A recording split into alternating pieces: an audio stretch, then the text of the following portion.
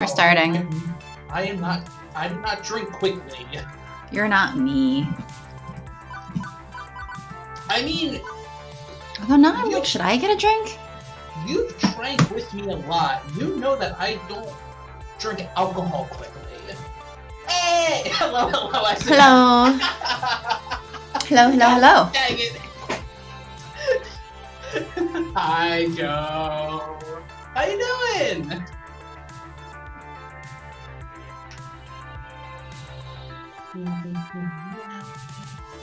Energy flower. Hello.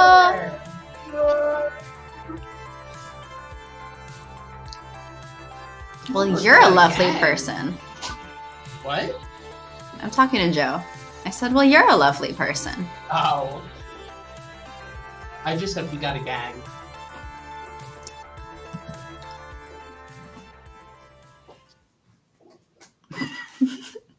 It's funny seeing you here. Yup. Mm-hmm. Okay. A large group has already gathered in the foyer? Foyer, I've always heard it pronounced. I'm not fancy enough for a house with a fancy foyer thing. Neither am I. I've just always heard it pronounced foyer. Mm. Yeah. Times get busy. You both are acceptable, apparently. But yeah, it gets busy. We haven't gotten that far. We tangent too much last time. We We're got just through about- like the first chunk of this chapter. We went to the cafe thing with Ashley. Ashley, right? And Ashley. yeah, it was actually Yes. Sorry, I suddenly blanked and was like, wait, her name is Ashley, right? I'm not just thinking of like the name from the KFC dating game. Ashley. She was also Ashley. So I didn't tell you when I was talking to the person about getting me a new logo or whatever, or a new icon. Yes, her friend. They were like, "Hey, so have you guys played the KFC game?" I'm like, "Yes."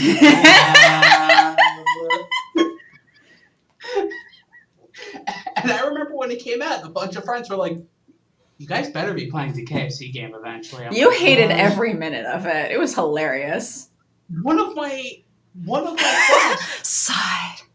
One of my friends straight up said, we were going to got me a Christmas gift, and I never like get Christmas gifts from friends. I don't. They were like, we were going to get you a Christmas gift of the pop figure of the Colonel, and just put a sticker with it and say, "You better play the KFC game." This is a reminder. Of course that was on our list. Of course we ran through that game. Luckily, they didn't get me that. Instead, they got me Iroh from Apple. Oh, Malik, hello! Hey, Malik! Hi, Malik! And yes, Psy, the KFC game. I hated every second of it, and I wasn't drinking really enough during it. It was really funny. You were so mad. I was so mad at that. The funny part about it was the constant drug jokes we were making. Well, he basically literally puts crack in it.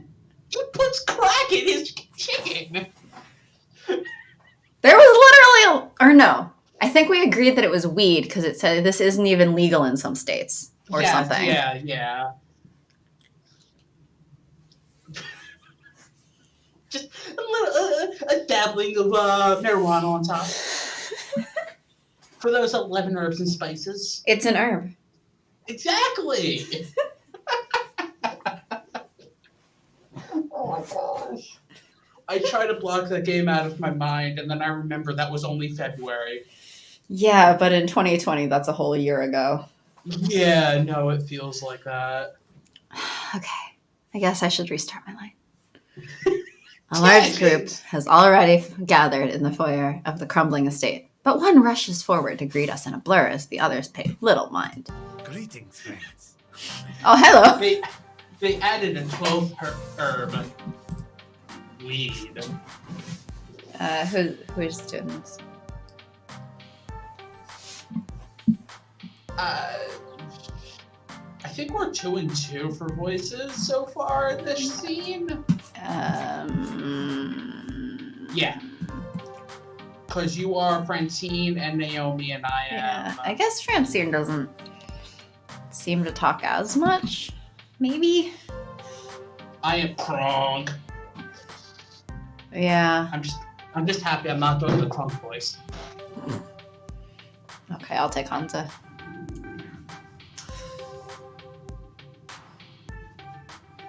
Hamza welcomes our friends from the Funplex. Welcome, welcome! Gavin, stalwart as ever. Naomi, love what you've done with your hair. Miss Francine, a beauty surpassed only by your wisdom.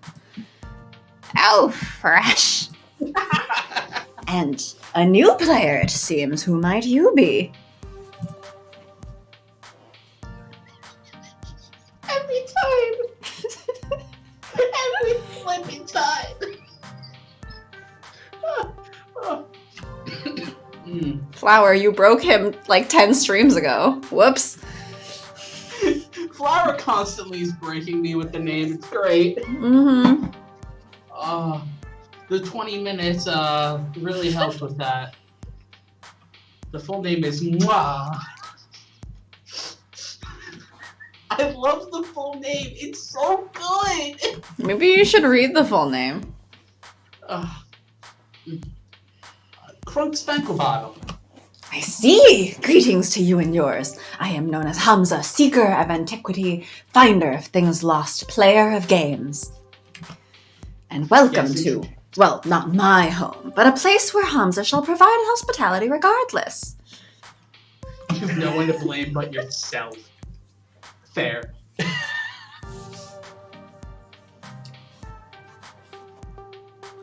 Oh, both of them seem so mean.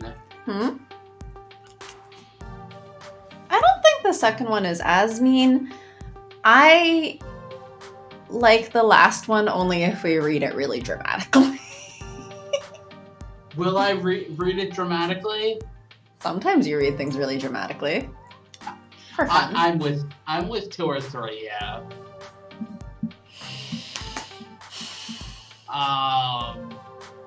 With a heavy leaning towards 3. I'm like, do we want another point towards basic? Are we gonna be basic? I guess we'll say the more interesting one. Okay. I was unaware Reagan-era amusement machines were antiques on par with the Turin Shroud. I don't know what that is. What just popped up? Did we get a point with someone? No, it was just a little thing above Okay. his head. You have fire indeed, but rest assured, many a holy grail lurk in the arcade below. You may even find your own relic of a holy nature by eve's end. Yeah, Alas. Okay. I've not a moment to enjoy your fine company, Crunk Spanklebottom. Perhaps later, but for now, it is time!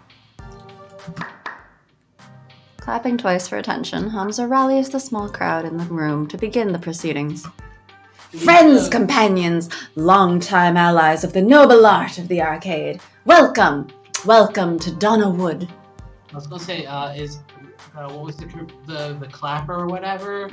To turn the lights on and off. Mm-hmm. Just. Yep. Lights on. Yep. Clap That's on. the thing. Clap off. And sorry. A round of applause is just strobe lights.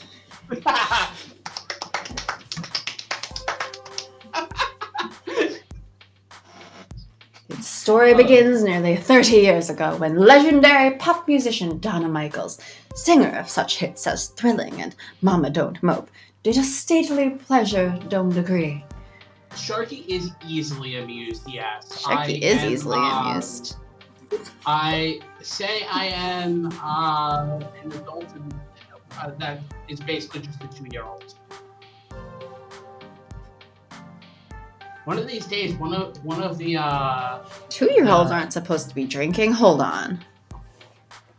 I was at one point, if we ever like no, we're not going to stream today for whatever reason, I'll just put on Twitter, Sharky is decided to stay in the kiddie pool all day. No stream is going to happen because of that. Okay, dork. Hi, I'm a small child. Oh, I know exactly who I'm streaming with. Here, the reclusive idol crafted a private amusement park, a petting zoo, and an arcade. Alas, she could only enjoy this paradise for a short 10 years before her tragic death.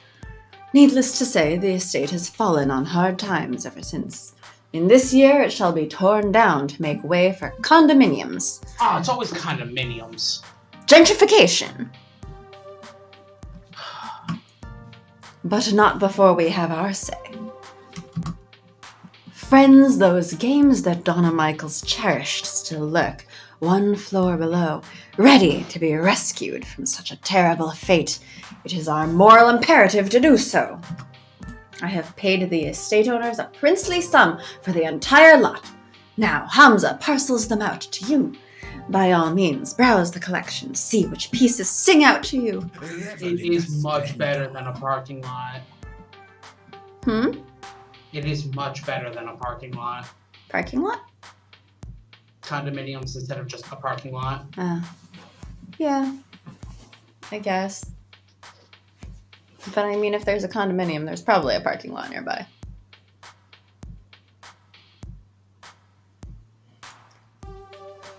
On the far table you shall find refreshments, grapes, sparkling wine, and delicacies from my travels. Mingle, cavort, and we shall begin the auction in 1 hour's time. A song. A song? Huh? I don't know songs. I don't know this song. Please. Explain the joke. Or don't explain the joke. That's up to you. Leave it as a mystery. Indeed, a lavishly arranged table that probably cost more than any single arcade game to put together is descended upon by the invitees soon after. I feel like I'm attending some ancient Roman celebration of debauchery and gluttony, not an arcade raid. Or an arcade auction? Or whatever. Donna Michaels! I knew it! I should have recognized Donna Wood when we pulled in, but it was raining too hard. Who? You've never heard of Donna Michaels? She was the hottest musical act of 1980X. Naomi, I was born in 1990X? Paved Paradise by Big Yellow Taxi. I don't know who that is, but that's not surprising for me, as I don't know who anyone is. Who am I? I'm totally plugging my phone into the van stereo so we can blast Girls Just Want to Play games all the way home. But first, I'm gonna go check out the cabinets in her arcade. I'm not really into mingling. Later! I will put that in a thingy for me to look at. All of the things that you seem to learn on this stream. I learn a lot. It's educational. Oh, don't worry. I'm going to be listening to it later, Joe. Oh, I love lyric puns. Don't worry. When she said it's a mystery, my brain went to DuckTales, so... And I was going to say, and rewrite history? Okay, kid. Look.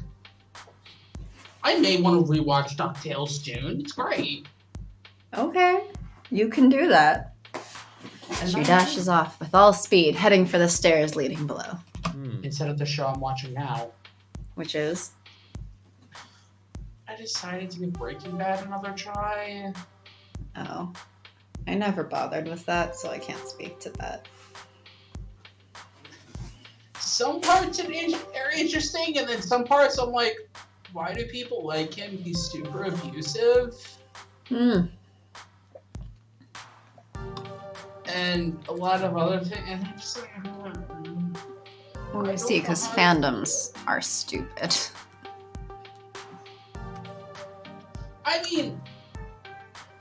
I don't know. Obviously, I'm just watching it. I don't fully know the entire like fandom opinion, but it's okay. It's a solid okay in my opinion, Mm-hmm. which is not saying much. Mm-mm. Nope, it's not. Suppose I should go network a bit. Come to these events always draw an interesting crowd of rival arcade owners. Heading for the foodstuffs, Gavin arranges himself a plate so he has an excuse to hang around and eavesdrop on the other collectors. Yeah, he is. Just there are other people who are bad guys, but he is also a bad guy. Yeah, people, I think, fundamentally often do not understand that just because someone is the protagonist does not mean that they are good. Yeah. So I'm in the second season, and some parts are interesting, some parts are like, okay, and then you're also not supposed to like a lot of fight chicks. Yeah, but like, a lot of people seem to like when male white jerks. I'm sorry. Did you mean the entirety of society? Did you mean our entire current government? Yeah. Did you mean how over 100,000 people are dead in our country alone? And we still have people protesting Bar Lives Matter like that's a fucking thing? Man, I don't even have alcohol. Maybe I should also get alcohol. I finished my glass. I need to pour more. You're like, oh, I'm only like halfway through, and then we talked for a bit. And then we started streaming, and I'm like, alcohol. And this is why you called me bad, what's a bad influence friend? I have never touched Artemis Fowl. Those were good books. I don't remember anything from them, but I remember really liking those books as a child. I feel like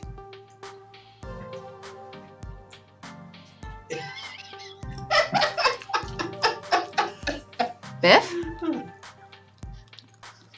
my brain went to bad influence friend. Ah. Yeah, I never touched Artemis Fowl. I hear that a movie came out and people are pissed. I mean, the sentence, "You're a bad influence, Satan," is exactly why I am Satan.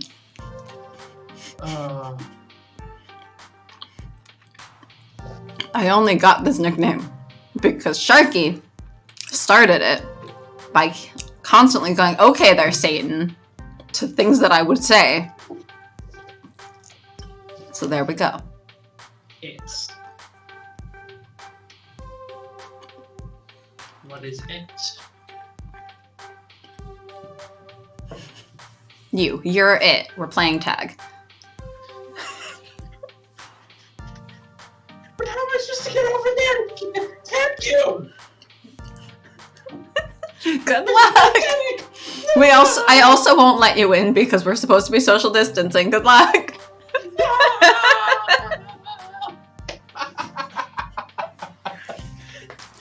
I am forever it. Maybe your cousin it. Sorry, I got all my hair chopped off. I ain't it anymore. Well, damn. I need a haircut. Or rather, I need to cut my own hair, probably. As I said, I don't trust myself and I don't trust my roommate just as was near me.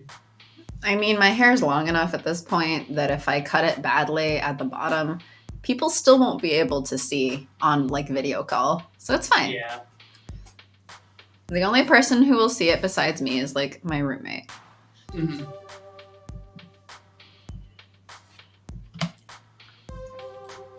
Leaving me to do stuff. Now I see why Ashley was bored at these events. Gavin schmoozes, Naomi analyzes, finds, and Francine's already napping in a chair.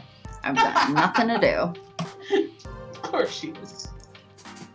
Well, when in doubt, find someone who knows what they're doing and stick to them like glue. You got to choose Ashley, so I'm making my choice this time. Yeah, that's fine. I already get my fill of arcade games on a daily basis. No need to go stare and wonder at dusty boxes. I'm curious about what's cooking up here with these other arcade owners, so I seek out Gavin to watch and learn from the master. Gavin, armed with a small plate of delicacies, is hanging back for now and sizing up the competition. Perfect moment for me to slide on up and have a chat with him. I cannot get over the fact that he is so dressed up, but he has one. But has one big rip across his entire pant leg. I was gonna say he's sizing them up. Oh, this is a raid, right? So we're gonna kill them and take their stuff. They're the raid bosses, no, he's right? He's on the side of it's an auction. But like, if we kill them, then we can steal their stuff because they're the raid bosses. Finally someone picks Gavin here. I love Gavin. He's got logic and reason and business sense. So, any friends in attendance tonight? I'd hardly call anyone in this room a friend. Not even Hansa. You'd better be off not seeing them that way either. These are our colleagues, somewhere between an ally and an enemy. A rival, perhaps. Somewhere between these complete opposite things. Exactly, a rival. A breath of fresh air. Yeah, I mean... Do people not like Gavin? I love Gavin. I assume that there is a group of people who like Gavin.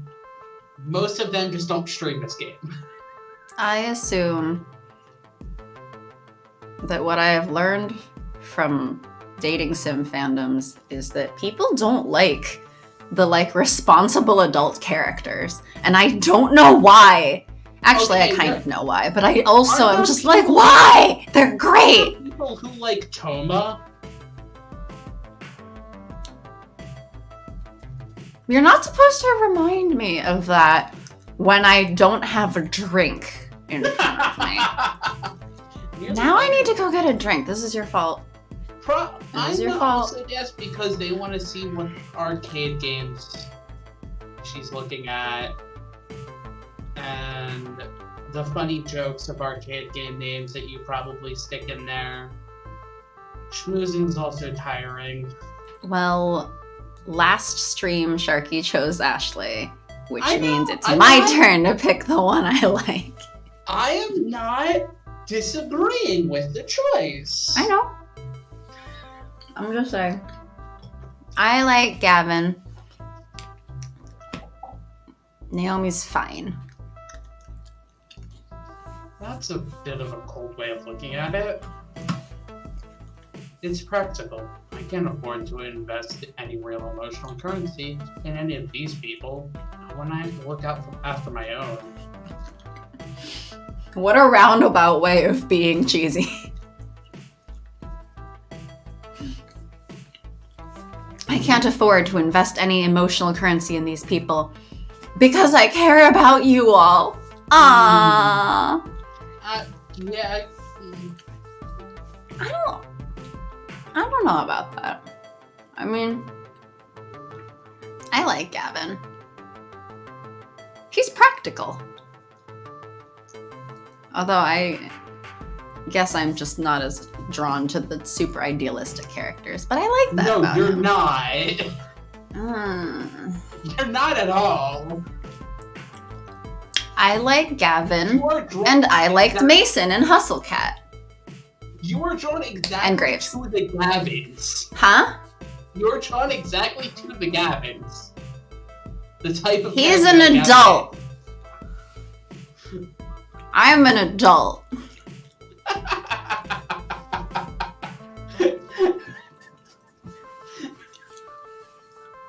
I mean, I'm not saying any of that is wrong. I'm just saying that you were drawn to those characters. It's the same crap as like well, not exactly the same, but like the Mystic Messenger fandom. So many people hate on Jumin and V. They're the fucking adults in the room.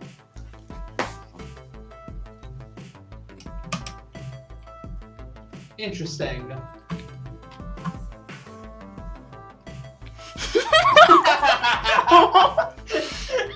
Oh, Malik! Laughing so hard. Okay. I don't like Jumin. Yes, I don't like But Jumin. do you like V? I love V. Then that's fine. For the whole, like, I mean, you have different reasons for not liking Jumin. I like V except for that whole, keep covering for Rika. But, like, I you understand it, right? understand it, I just don't like it. The thing is, I'm assuming you've never looked into, like, the Mystic Messenger fandom, right? Oh, heck no. So, I try to stay away from most when his route came out, so much of the fandom hated V. And they were like, V's abusive. And they all took Rika's side. Okay, Rika, nobody should And take they- Rika's a piece of garbage. Well, they took Rika's side and they preferred Saron. And that's insane. They preferred Rey. And they said all this shit against V while fangirling over Rey and Saron.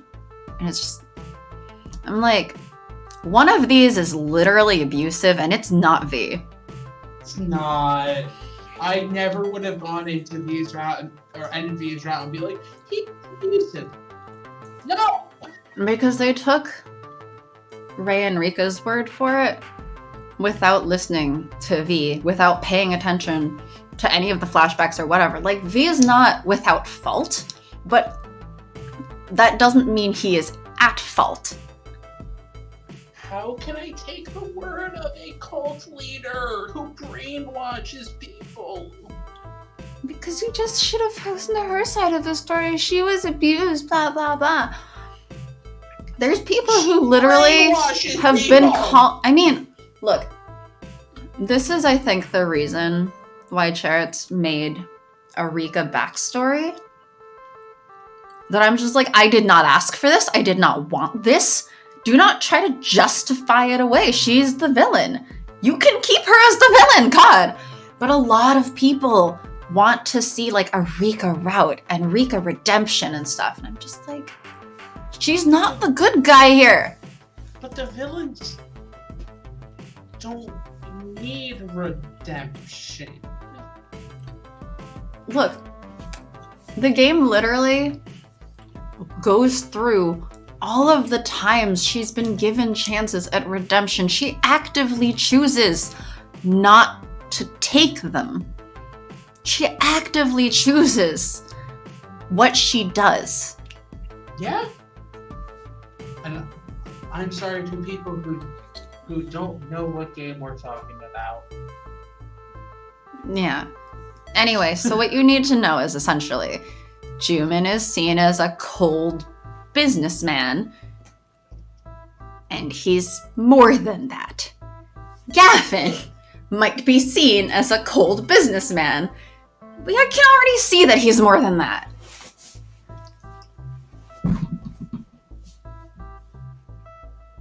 Sometimes you need the adult in the room. It's okay. It's good. Anyway, Naomi would argue he has a hard time investing any real emotional currency into his own people, but he's too focused on the crowd to get into that right now. I think not. Well, I'm friendly with plenty of folks. I do hesitate to declare pure friendship. Wouldn't be fair to the other person. How do you figure? Consider a true unfettered friendship. The kind with no conflicts of interest, no strings attached. It's difficult when you're in the same business together.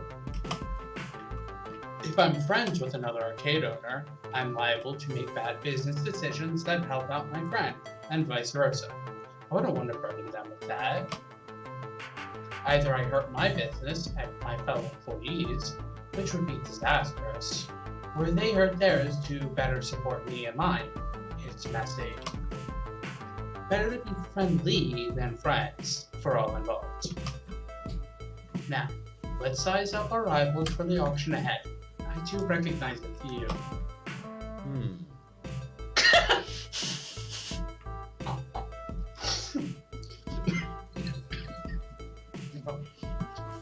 That one's the owner of Pixel Palooza on the other side of town. He's amiable and willing to make trades. Will happily take advantage of someone who doesn't know the true value of the game they're trading. Also applicable to Gavin, though. As evidenced by the Percy scene. Yes! She's a private collector with a basement full of retro cabinets. She's perfectly willing to overpay to get the game she seeks, meaning she'll probably snap up some of the best deals from Hamza, should Hamza allow it. She's... Can't say I've ever seen her at one of these events before. She's the FBI. Game FBI, open up! Might be worth figuring out who she represents. Often arcades or collectors will send a proxy in their stead. As for him, he looks familiar, but I can't quite place the face. Wow. Who's that? I don't know, but wow. Looking at it, it reminds me of a Saints Row character. Possibly? I just think it's a really funny facial expression. It's all the purple. Yeah. All the purple. Purple for aces. Yay. Wearing sunglasses at night. Epitome of cool. Doubtful. Yes, well, the sport coat over t-shirt looks somewhat negates that. I could swear I've seen him before, though. Gavin suddenly snaps a photo of the man in the jacket before loading up. Wait a second. I was gonna say, is he like scanning it through their version of Facebook? Facial recognition module, current camera roll, latest picture. Well? As you like, Mr. Cooper. Oh my god. She looks so cool. He catches me staring in confusion. You have an Iris as well, yes? She's become a common assistant app. Likely the free version with less features than my premium edition, but... Yeah, I guess I'm just used to Iris being my digital BFF, not someone else's. I like that his version has glasses. Uh-huh.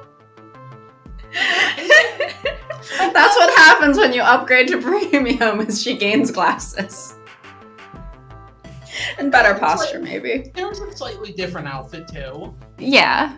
I mean, we didn't get to see, like, in color and stuff. Yeah. It was good. It was good. It was great. But also, she's my BFF, not yours. Don't forget, Crunk. Juniper is my friend, too. I have a lot of friends. Friends are great. Friends are fun. Totally having homemade pizza bagels for dinner. Pizza bagels. Nice. We bought another family pack the last time we went grocery Really? shopping.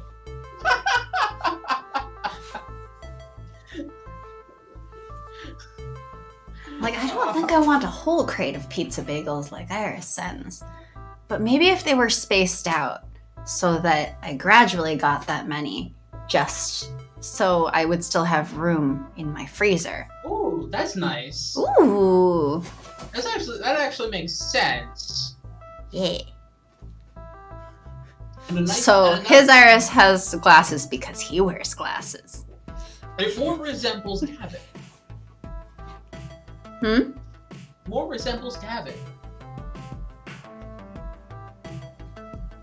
Also the blue and the more businessy look. Yeah, I mean, mostly it was the fact that she looked very professional. Yeah. But friends are great. Friends are fun.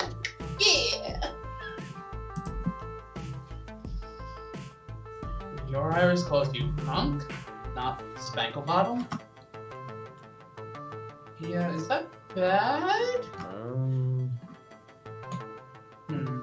Suppose I'm just iffy on a piece of software I'm too familiar. Anyway, judging from who's present and accounted for, I have a sincere doubt we'll be able to win any new games. 2 of them have deep pockets, the other 2 are unknowns. Naomi will be disappointed, undoubtedly. But that's probably for the best. That girl has a tendency to let flights of fancy overrule common sense. Which reminds me of my earlier thought about the disagreements those two had and continue to have. I know we've got rivals to deal with, but maybe it's high time to ask about that. Letting it go again and again gets old, you know?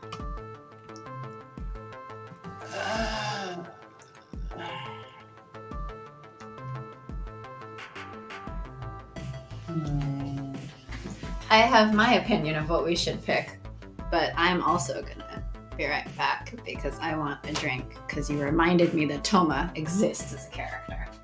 Look, people like him, God. You know I did things like locking us in a literal dog cage and drugging us? Yeah, it was bad. It was bad. How do people like him? That was not a fun stream. Series of streams. I think we did 2. I mean, we sprinted as fast as we could through his route because we didn't want to spend any more time on it than we had to. And then we quickly got every ending, so we never have to touch it again. Yep. Anyway, so I'm gonna get something to drink. Okay, I'll be here. Thinking of pizza bagels. Delicious pizza bagels. How do you... Homemade pizza bagels. That sounds delicious. Maybe I should try making some of that at some point.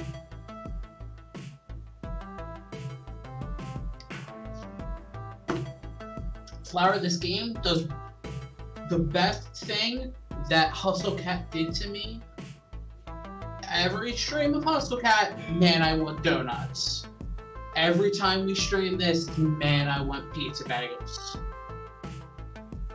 You got that food craving down that Hustle Cat did.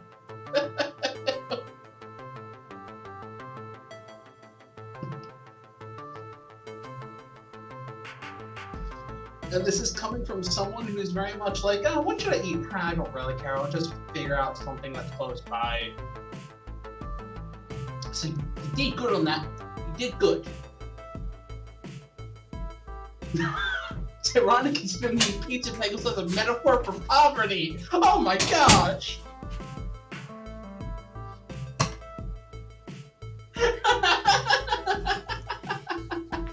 I think that pizza bagels are great regardless of how much money you may or may not have. Actually, they're not good, but they're comforting. And in the time of quarantine, the comforting feeling of pizza bagels is really what you want. Yeah.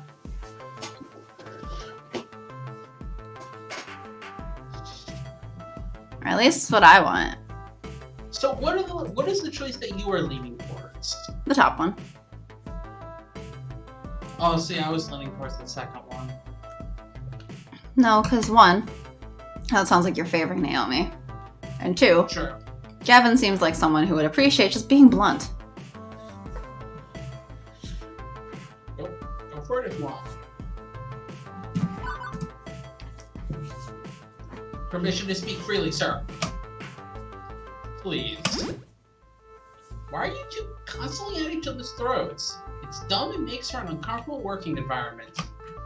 You've worked together at an arcade for a few years, right? Surely you could have reached, I don't know, a ceasefire by this point. Nonsense. You talk as if I'm some manner of warlord. And you value blunt honesty, right? I'm just being bluntly honest. I'm being blunt and honest simultaneously. Yeah, I was right. I see. I suppose I can appreciate that. I would argue that we have established common ground between us, the arcade itself. I am well aware that I can be cold or distant, though my desire to protect Naomi's dreams sometimes leads me to think I need to protect that dream from itself. Believe me, if we had the resources, I'd be happy to buy Naomi all the aging cathode ray tubes and joysticks she desires. Rather disappointing. I don't enjoy trying to bring her down to the hard reality we live in. I don't enjoy the hard reality we live in, for that matter. But the Funplex is very low tier as arcades go. Even some of the private collectors here have larger, more impressive arcades than we do. So, until the day our fortunes turn skyward, I'm afraid I'll need to play the villain for Naomi's sake. I care too much for her to do otherwise. Apologies. Better she hate me for what must be done than hate me for letting it all fall apart. Can't say I want to be hated, but needs be when the devil drives. I've never heard that expression. Me neither, but that's a great expression.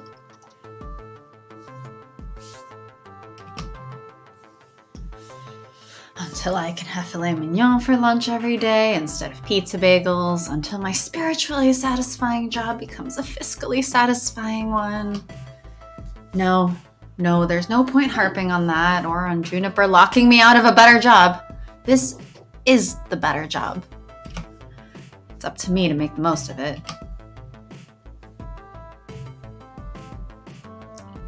Beep beep, Mr. Cooper. Facial analysis complete. Profile number 108551 identified. Mr. Franco Sterling, buyer for Nostalgia Commodities Incorporated. I think not. Also, thank you for teaching me no expression. No, that's not right. I remember that face, and he doesn't work for a trading company. Think, Kevin, think. Where did I see him before? Iris, did Mr. Sterling work for Putter's Green Mini Golf and Games before joining Nostalgia Commodities? Correct, sir. And who currently owns Nostalgia Commodities? Checking. Please wait.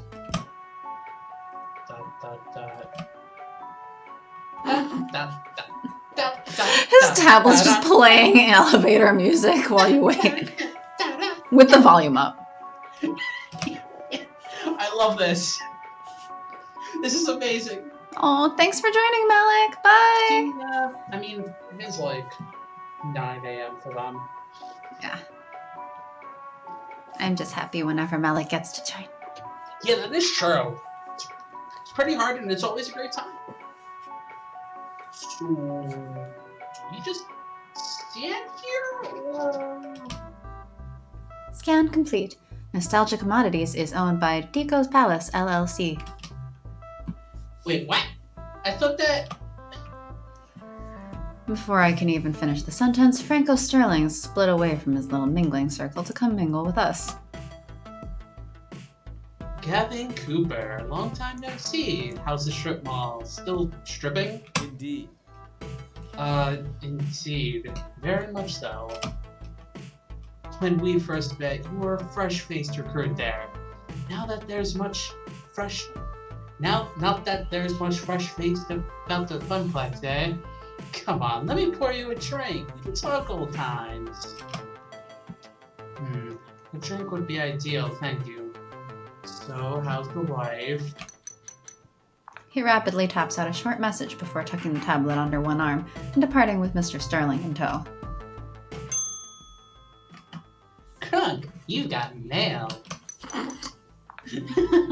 Quickly, I unlock my phone and load up the Funplex's new group messenger app. That one was my idea. Tell Hamza we have a spy. I'll distract Franco. A secret mission. Oh, James Bond? I mean, not that this would end in a tense, white-knuckled shootout, but I still have to take the need for subtlety seriously. These are our rivals and colleagues. Darn, we're not going all James Bond. I'm like, well, all of the people who pick Naomi's here missed out because this is fun. But we're not going all James Bond. Raising a stink wouldn't do, right? Yeah. I approach the small group chatting away with Hamza, the auction master.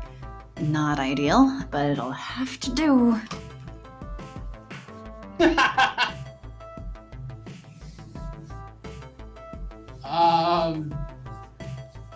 2 or 3. 2 or 3.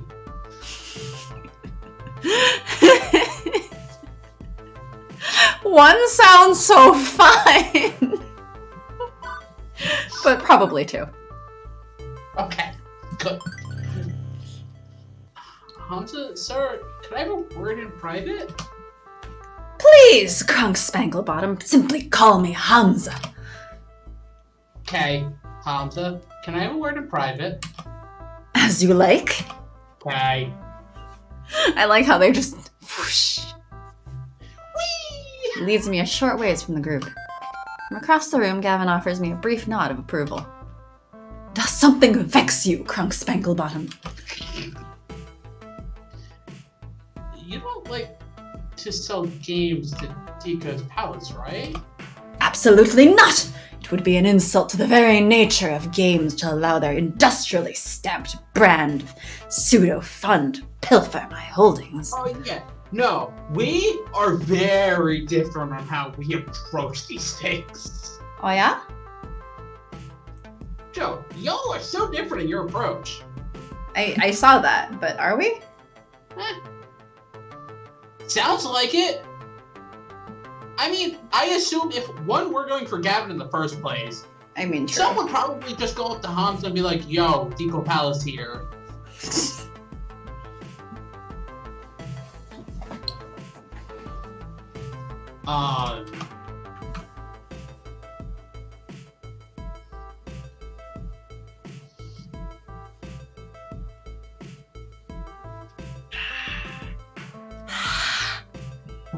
What? I needed more alcohol in my system.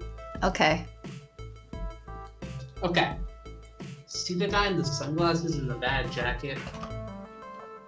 Franco Sterling. Yes, he works for a mini golf green just outside the city.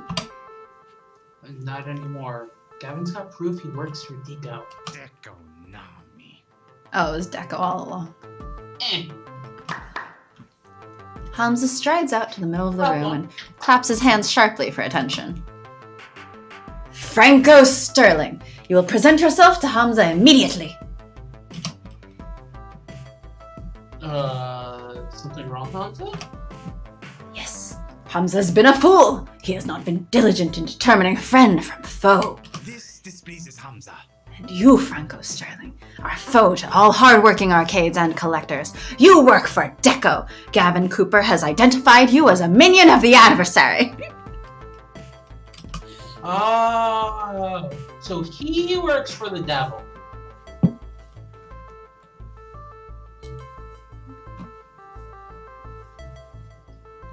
Hey, hold on a second. What is my one rule, Franco Sterling? All sales are final. What is my other rule, Franco Sterling?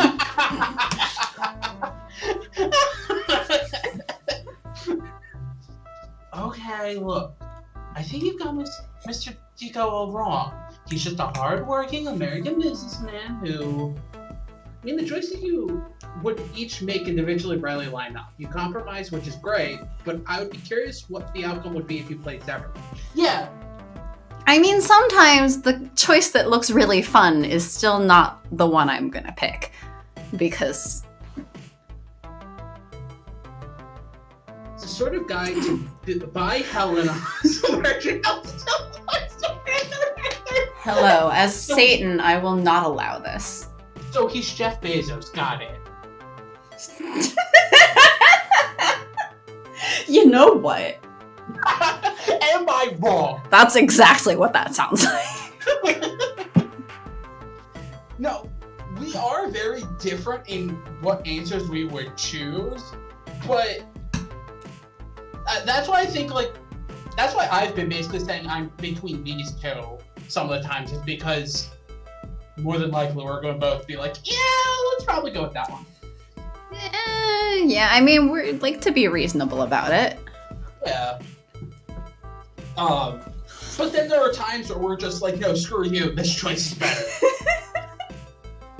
Or sometimes when I'm like, okay, I mean, you're wrong, but okay, I'll let you fuck it up. Like that time with Percy when Flower was just like, amazing how you always manage to pick the exact wrong answers for Percy. I was like, I know this is wrong, but all right. Okay, sure. Well, aren't you the one who... No, I don't know. I was going to say the arcade machine in gold, because I think I would have chosen the third option. That's totally fair and fun. Yeah. I mean, I think that's one of the more fun things with it being the two of us is that... Yeah, exactly, which is why you're not allowed to drop and you're not allowed to request to be replaced by anyone else. Okay, but like somebody This else... is a fun dynamic with you.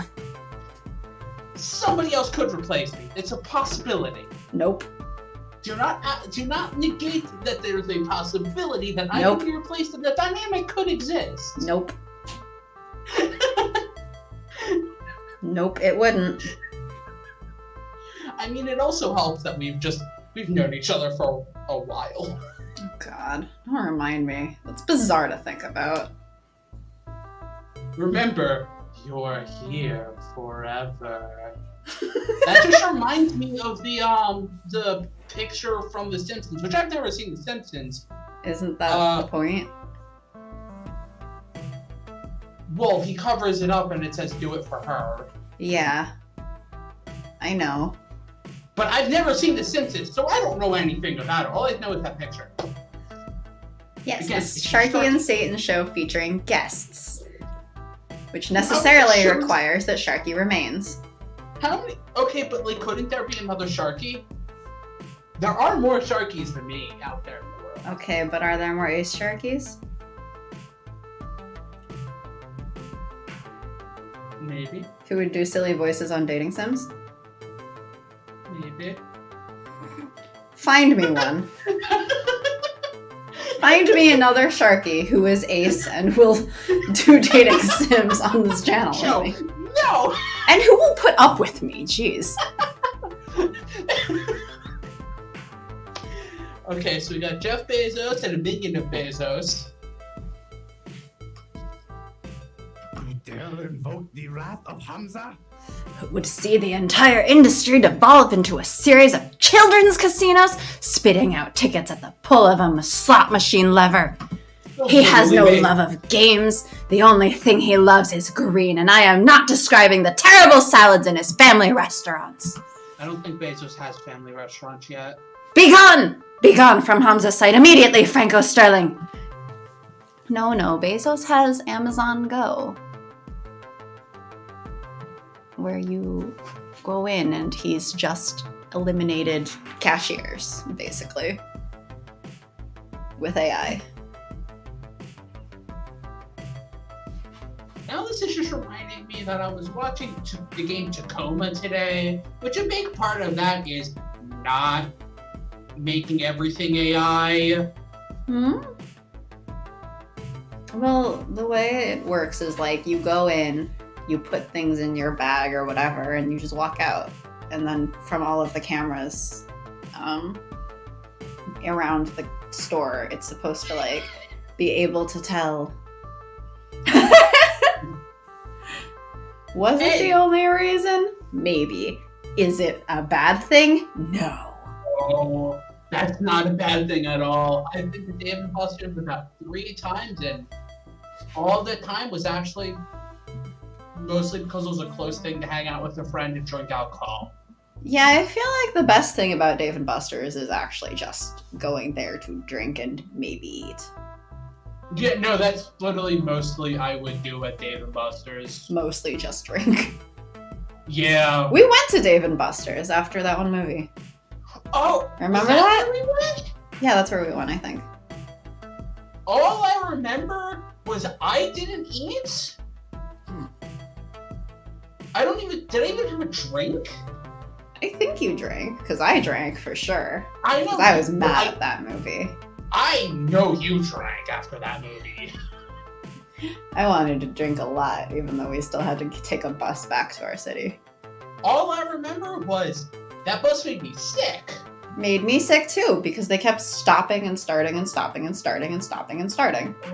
Oh, It was so very bad. jolty, and I literally threw up. And it wasn't because of the alcohol. Yeah, don't forget Chuck E. Cheese. Don't forget Chuck E. Cheese. Or the popular thing in my area, which is that even a thing in other areas? I don't know. I don't know.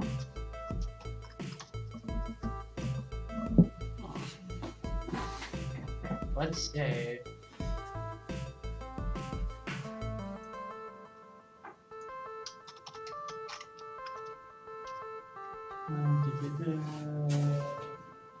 How many locations does this restaurant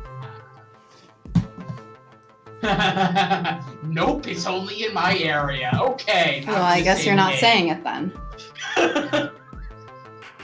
That's why I'm like, let me see how many locations are across the country, and nope. Nope.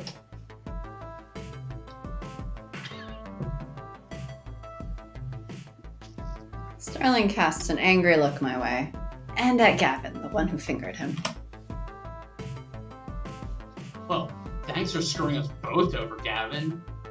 Caesar doesn't forgive those who mess with his business, or those who fail him. So it's Bezos as a mob boss? Yep. Guess so. Like, is Sterling gonna have his kneecaps broken? No, he's gonna get sent to break Gavin's kneecaps, I guess. You could have left my name out of this, Hamza. And why? The others should know you have worked in their interests. None of us wish to see that monopolistic tycoon consume the entire arcade industry. Dekonami shall find no succor in the halls of Hamza. Gavin Cooper, Crunk Spanklebottom, Hamza considers you as friends. Thank you for purging my gala of that foul influence. Funny, considering Gavin specifically said he didn't consider Hamza a friend. Well, I guess that doesn't work both ways, as Hamza offers both of us a warm smile of gratitude. look, no, coming from the person who a lot of people say that they are friends with me, and in my mind, I'm like, wait, when did we ever become friends? I mean, for very different reasons than Gavin. Very different reasons, but still happens. At which point, Naomi comes running up the stairs along with several others who are busy scouting out the games below. What's going on? I heard shouting. Hamza has ejected a representative of the dark carnival known as Deco's Palace from our midst, and not soon enough, in Hamza's opinion. Oh, okay. I guess everything's fine then. Now it's just Excuse me. constantly like, Dave and Buster's, Dave and Buster's. I'm gonna go Destroy get Dave my and work Buster's. apron on, since we'll be moving games soon. Naomi, if you don't mind, after you change, we should coordinate our wish list. I want to get that settled before the auction begins. No, don't leave me alone with the Bacchanalian Orgy Master. What? Excellent! What? Now, let us resume the social amusements and jocularities. Crunk Spanklebottom, we will speak, yes? Ah! Hamza leads me off away from the chattering crowd. Presumably not to eat me, or yell at me, or anything like that. Hamza must consider this. I make it a point to get to know all who attend my gatherings. Clearly I have been remiss, as I allowed one who works with the hated Dekonami to enter. Hamza would like to know you better, my friend. Not that Hamza assumes you to be a spy, of course. It's simply a matter of what is proper and right. just a floor attendant at the funplex. Not much else to say. Come now, surely there's more to you than that. Share with Hamza. Consider me an impartial third party. Surely there are matters that occupy your mind which would be inappropriate to air to your business partners. Okay, this guy is clearly on a fishing expedition for dirt. Considering the high court of arcade royalty I'm supping with, maybe it's best not to give him anything. But I also don't want to make relations difficult for the Funplex if this guy is really a leading supplier of cheap arcade games. Fishing for gossip. What's it gonna look like? What's the real?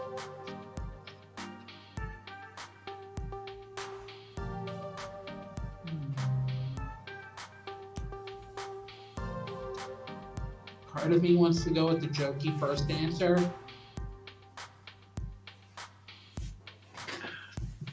I want to go with the second one.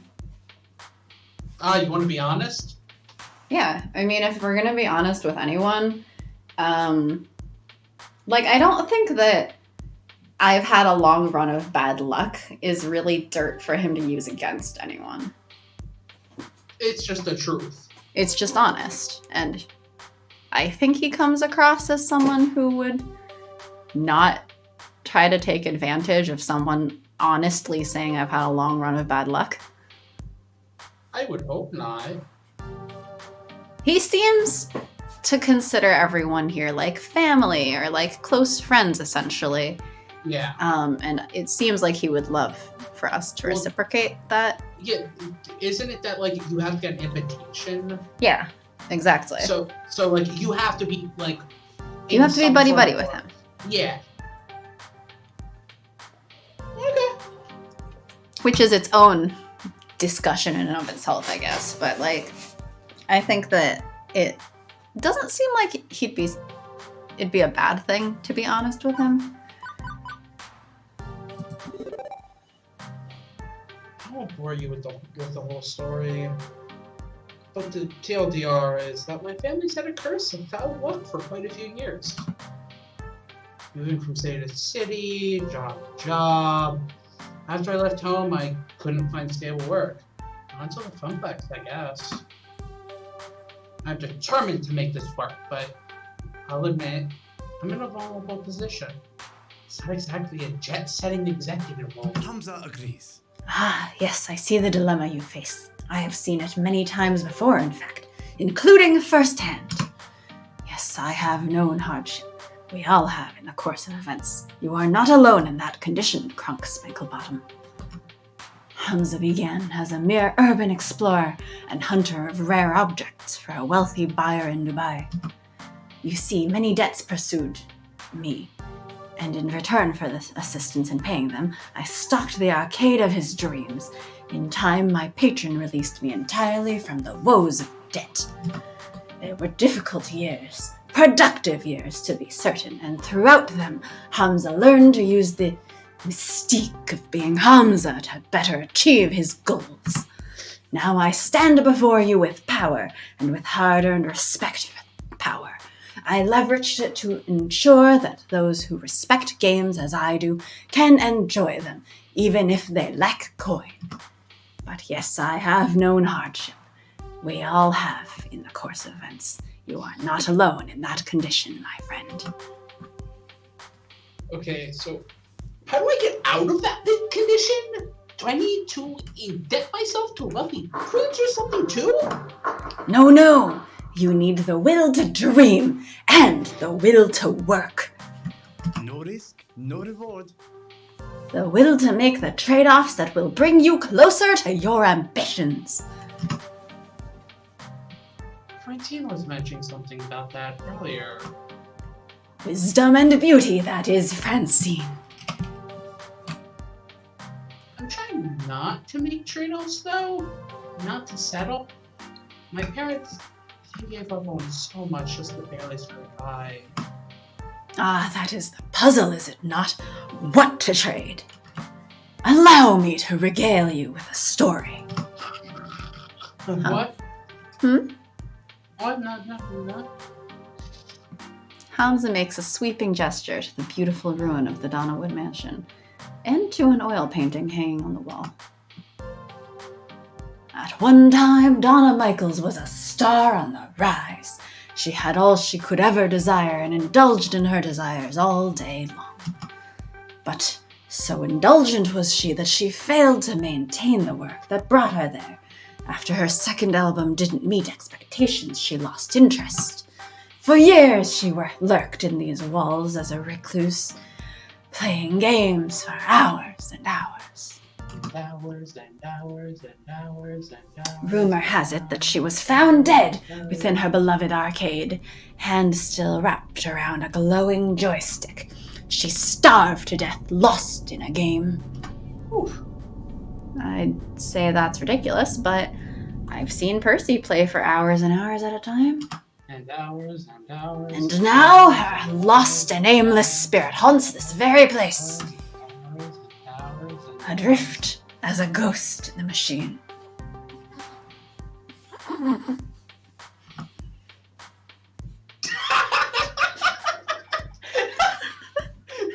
Too spooky for me, man. Too spoopy indeed, and obviously a grim fairy tale rather than reality. But I feel there is an important truth buried in the myth.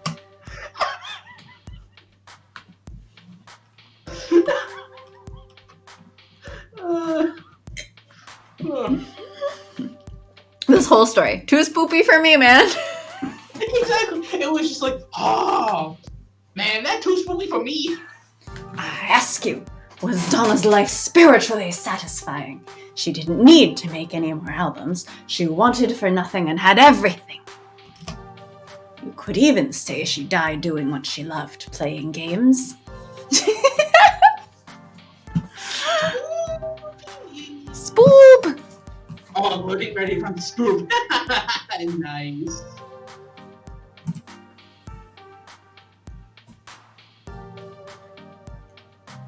Okay, but she still died. No getting around that. Hamza agrees. Precisely. So many years thrown away, refusing the world around her in favor of a dream. A dream is a lovely thing, Kronk Spanglebottom, but you must balance a dream in one hand and the world in the other, at all times. Naomi, she clings. Your heart makes. Naomi, she clings to her dream. Gavin, he clings to the world. Neither of them are truly happy as a result. And what of you, Kronk Spanglebottom? Do you seek to be truly happy? Well, duh. What else was I going to answer except yes? But Hamza pressed a finger to my lips to silence me. Yo, personal bubble. Hold that thought! The auction is about to begin! We're supposed to be social distancing, man. This was pre-social distancing, I think. Clap on. Hamza claps twice, calling the room to attention. Greetings, friends. Friends, let us proceed to the arcade below. We have many games to bid on, all of which must be out the door by morning. As always, I will accept alternate bids, but test not the patience of Hamza if your bid is not a serious offer. The hours grow short. Any titles which find no takers will go to my own collection, but my hope is to find a happy home for every machine, one which will love and respect these games. Is it a Happy Home Academy? Is Isabel there? Isabel's not part of the Happy Home Academy. Is she not part of the academy in that game? Hmm? The Happy Home Academy game. Happy Home Designer. Oh, is it designer? Yeah, it's not the Happy Home Academy. I only know the game exists, man. I was making a joke. I tried. And I think she's there as like a government consultant, but I don't think she's actually part of like the company. Well, Nook owns everything, so... Yes.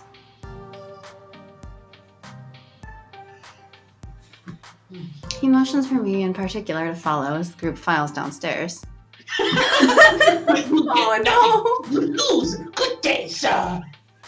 You know, after the full month of wedding shoots every day, I, instead of a bunny day room, now have an entire, like, wedding room just to boost my score. And I have not checked for the day, and we'll see if I have a good score. Just to say, I haven't played in like a month-ish. I still have my bunny day room up, and it annoys her. It does. Oh, I still have plans whenever I get back into it for my bunny day room. You should just get back into it. And pick up all the DIYs on my island. I have something. Please. Please. We have so many extra. We'll sell them! We have been. Yeah. I mean, I pretty much at this point play for running around and giving all of my villagers daily gifts, and that's about it. Which I never did that. Yeah, I think, because I was talking to another friend recently, and he never did that either, and he didn't even realize that was like a thing. I didn't know that was a thing until New Horizons, actually. Yeah, I don't know if it was daily before. I think you could still give them things. I know you could certainly mail them things, and sometimes I do both, just because it's a good way of expanding your catalog anyway, because they usually give you a gift back, or like bells back. I think it's if the gift is worth at least 1,000 bells buy price, so if you can sell it for at least like 250, they'll give you either a gift or bells back. And if they give you bells, it's higher than the sell price. And if they give you a gift back, it's random. But you get a lot of stuff that way. See, as much as I am like a completionist, I never cared about the catalog. Oh, I don't care about completing the catalog. I just want to expand my catalog for 1, photo shoots, because it's fun to have more stuff available. And 2, in case they give me something that I actually want. Like, it doesn't happen that often, but like once in a while I get something that I just want to keep for myself that hasn't come through like Able Sisters or whatever, but that I really wanted. See, you know me. I'm not... I know you. I'm not. Look, I want my character to be as goth as my soul. And my character looks stupid as me. Your character, I think last I noticed, was still dressed as like RPG Prince or something. Snow White Prince. At one point I had a suit of armor on. It was great. I got the suit of armor thing and the helmet for it. Yeah, I got the DIYs for both the armor and the helmet on like the same day. Apparently there's also boots, but I don't have that recipe yet. See, I never got the helmet or the boots. I only got the armor. So I was just walking around in like the armor, a hat, and like regular sneakers. It was great. Oh my god. At least put on boots. No! I want to look as ridiculous, so when I'm trucking along in the armor, I'm wearing sneakers. It's comfy. Okay, kid. This way. But I'm also just like, A bunch of folding chairs have been set up in front of a large HD TV. One of Helm's assistants loads up a photo slideshow of the games on offer as the group settles in. I've also just gotten out of it, and I get out of all the Animal Crossing games very quickly. I just can't stick to one. I mean, as I've said many times now, it's only because of quarantine that I've been this consistent. Because I've paid off my house. I pretty much have mostly everything I kind of wanted. There is the new update, so I'll probably try out the diving thing. I never dived in New Leaf, so... Anyway. I did every once in a while, it was just, I don't know. I usually never last this long on an Animal Crossing game. But at this point, it's basically me marking the end of my workday and going like, okay, my work is finished. and time to move from the laptop at this table to this other table where I'm gonna pick up the controller. Yeah, most days I come home and I'm like, I want to focus on something that means I can punch someone.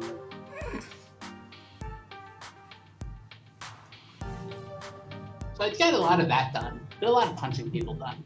Uh-huh. Why? Hey, shouldn't Francine be here for this? It's technically for money. She trusts the two of us to make the right decisions on purchasing games. Plus, I'd hate to interrupt her nap. Or her knitting. Or both. I swear she can make her sleep. Oh, I'm just too nervous. I think I'm gonna go browse the games again, see if there are any I missed. It's so dark down here, I swear I didn't see them all. And how about you, Punk? Want to watch the auction with me or go help Naomi search the arcade? I'm fine either way. Ultimately, you're here to help us lug our purchases out the door, so do whatever you like. Well, that's a mood, Sharky. Look, I have Punching said before, things! I work in IT. People make me angry when I'm at work because it's IT. And no offense to anybody who has to call the IT help desk, including me, because I have to call IT help desks. We can say really stupid things. And I can't really say anything when I'm at work most of the time. So it's a lot of ranting over text and coming home and being like, I'm gonna punch something in the game. Am I wrong? Oh, I'm just remembering the last time that I wanted to punch something or someone after coming home from work. There's only one time I almost punched something in real life, and that almost made a hand go through my wall. And it didn't help that I then remembered that the last time one of my family members did the exact same thing, they found a stud.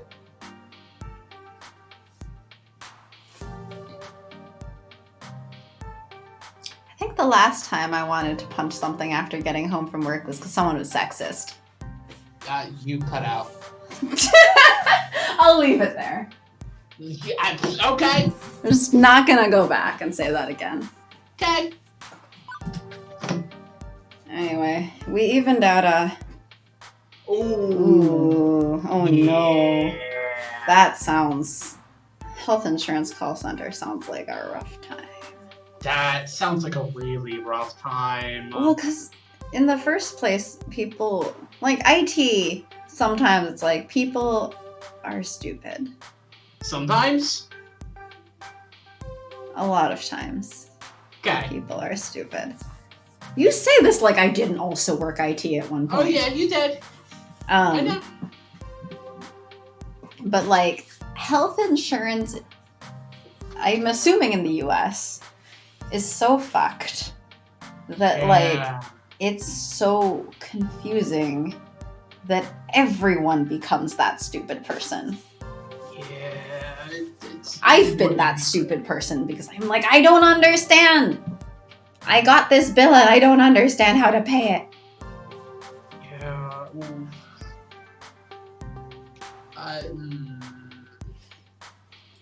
That does not sound fun. Yeah, in the US. Okay. Well, hopefully you at least have more fun here with us, I guess. I would probably say that's a low bar to jump up to. I know. Working, having fun with us. Not really that big of a jump. It depends if you like your job, but I mean, in that case, yeah, hopefully this is better than that. Yeah.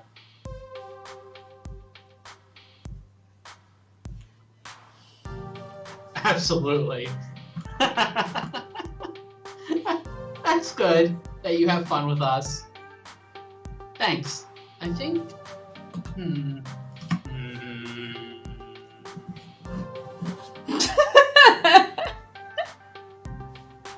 That That sounds like a bad idea. That sounds hilarious. But that also sounds like a bad idea.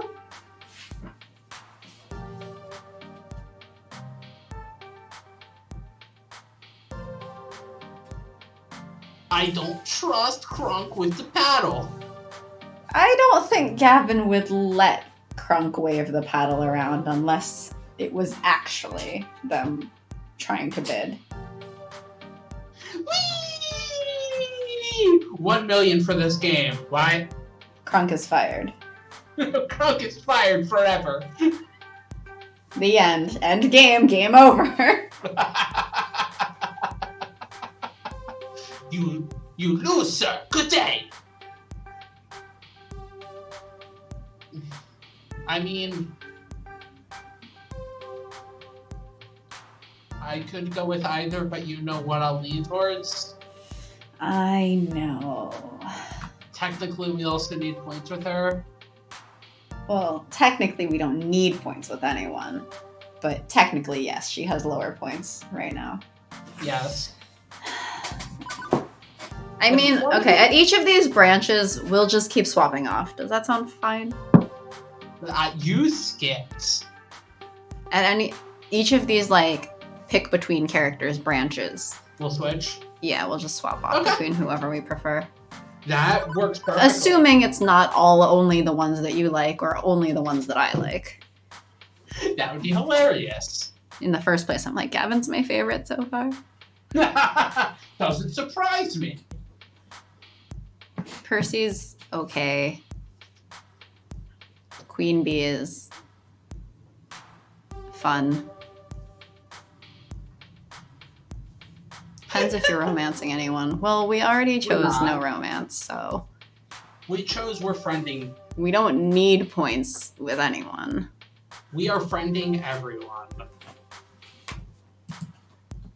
We will be what I am not, a friend to everyone.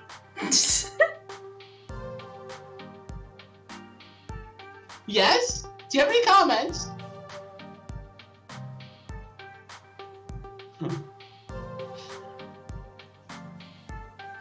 Hmm?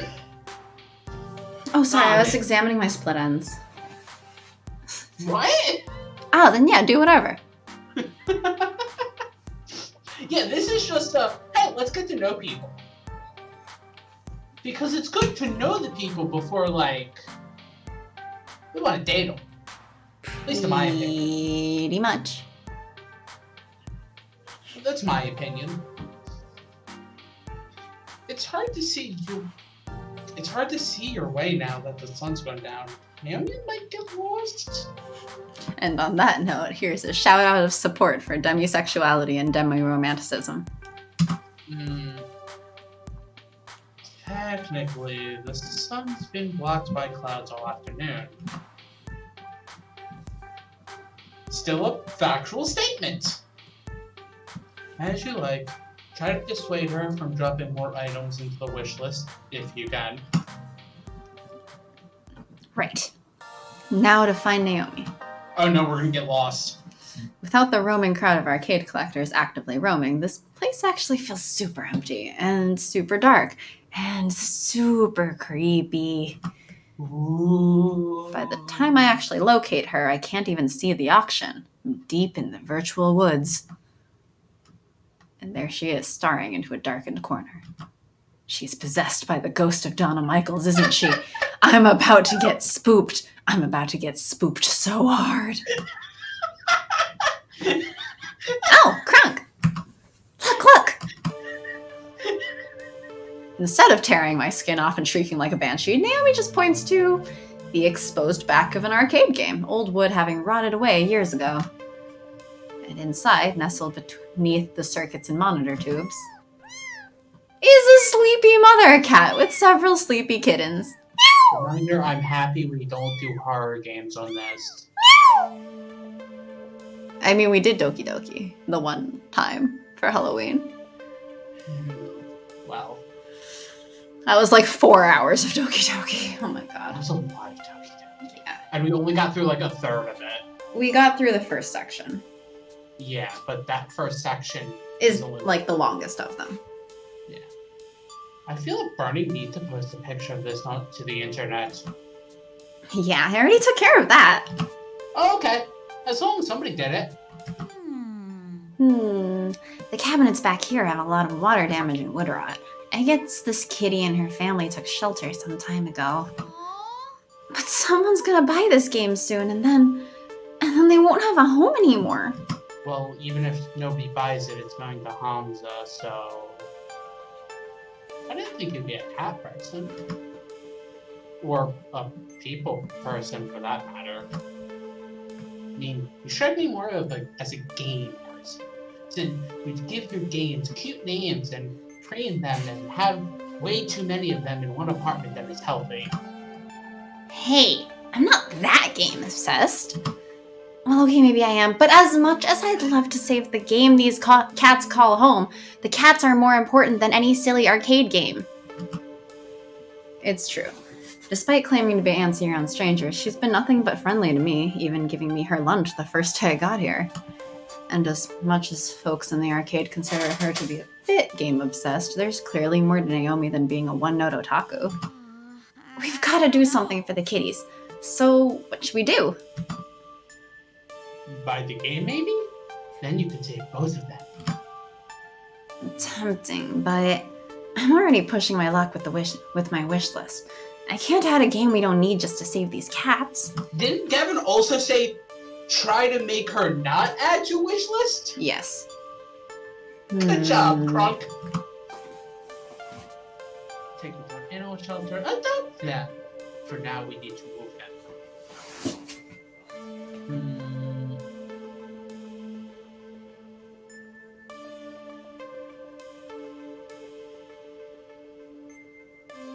Well, thoughts? My thoughts are that all of the above are true. The second one is assuming a certain amount of ability to take care of them, which I don't know her living situation or fiscal situation or whatever, so, that's assuming some things, but it is a lot more personal and more of a guarantee than taking them to an animal shelter, so...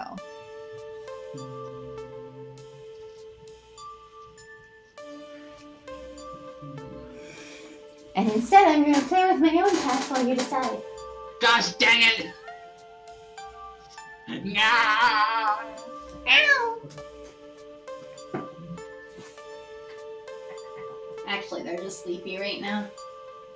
I say let's go with number 1.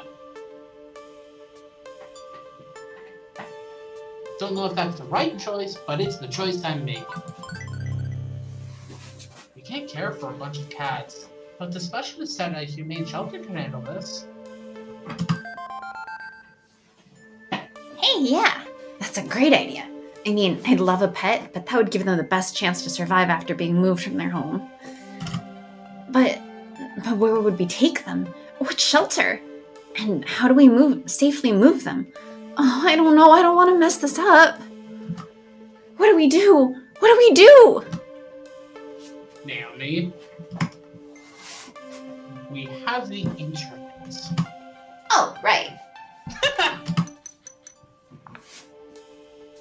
Thanks to the wonders of the information superhighway, Naomi's got the instructions we need in seconds. Didn't even need an iris backing her up thanks to speedy tapping. Right, okay. We're going to need 1, a cardboard box large enough to fit them all. Not a problem, there's plenty of boxes around here left behind by movers and liquidators.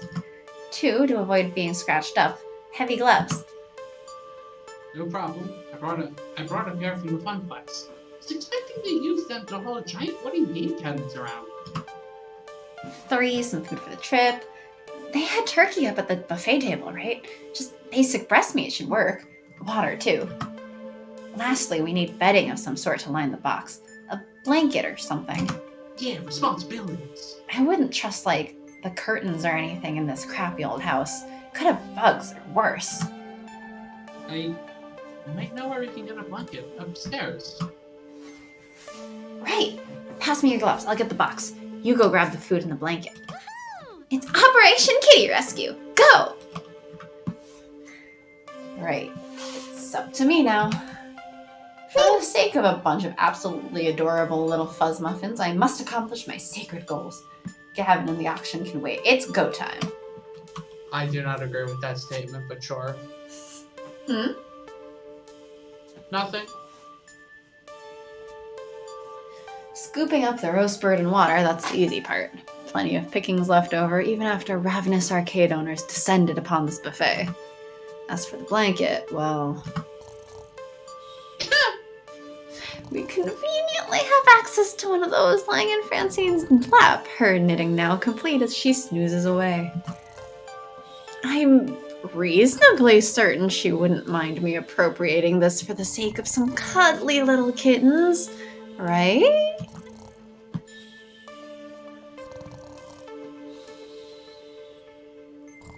Do we stealth or wake? I mean, I'm in favor of not stealing from an old woman who is also our boss. It's like stealing candy from a baby.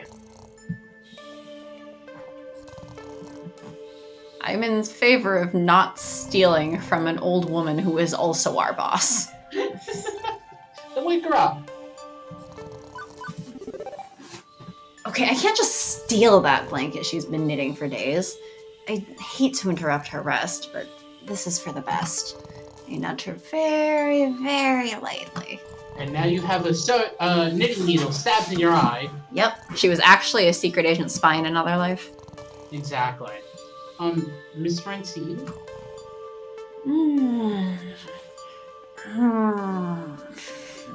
Hello, dearie. Oh, Crunk. Pardon, I must have dozed off. And everybody's gone? Is the auction over already? Why, it's only been minutes. Yeah, it's been hours. Sorry. My, oh my. My, how the time flies. Listen, Naomi and I found some kittens that need to be moved somewhere safer. We need a blanket. Would you mind if I... By all means. Oh, by all means, go right ahead. It's just, you've been working on it for so long, and I figured... It's only a blanket. If it can save a life, no matter how small a life, that's well worth the price of a new ball of yarn. She folds up the small blanket to make it fluffy and warm and double-layered, perfect for lining the inside of a box. Now, if you don't mind, I just need to rest my eyes a moment. Well, okay then. Food check, water check, blanket check. Now to assemble all these components together into a giant kitten-saving robot. Yep. Robot. Oh my gosh. Is Voltron here? I return to Naomi, busy fretting over the kittens while tugging on the work gloves. Not long now, cuties. Not long before we find you a new home. Crunk's Game Rescue Service at your service. Oh! Say, that's a pretty nice blanket you found. Wait, isn't that Miss Francine's blanket? It's cool, it's cool. She volunteered it for the cause. Okay then.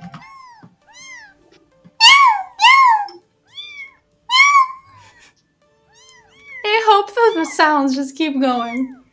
Oh my Are your God. cat's feet getting scared? No, not at all. They're just sleeping. Okay. They're very peaceful through it. They're not bothered. They've been more bothered by the times when I had like straight up cat videos of like a little baby cat. And they're like, where's the baby? Where's the baby? I heard a baby. Where's the baby? Actually, moving the cats is trickier than I thought it'd be. The gloves protect Naomi from scratches, but coaxing them out means tempting them with food and water and being very patient. And soon enough... it's sticking out of the box. Ta-da! Oh my god, that is so adorable. I want to die. That's right.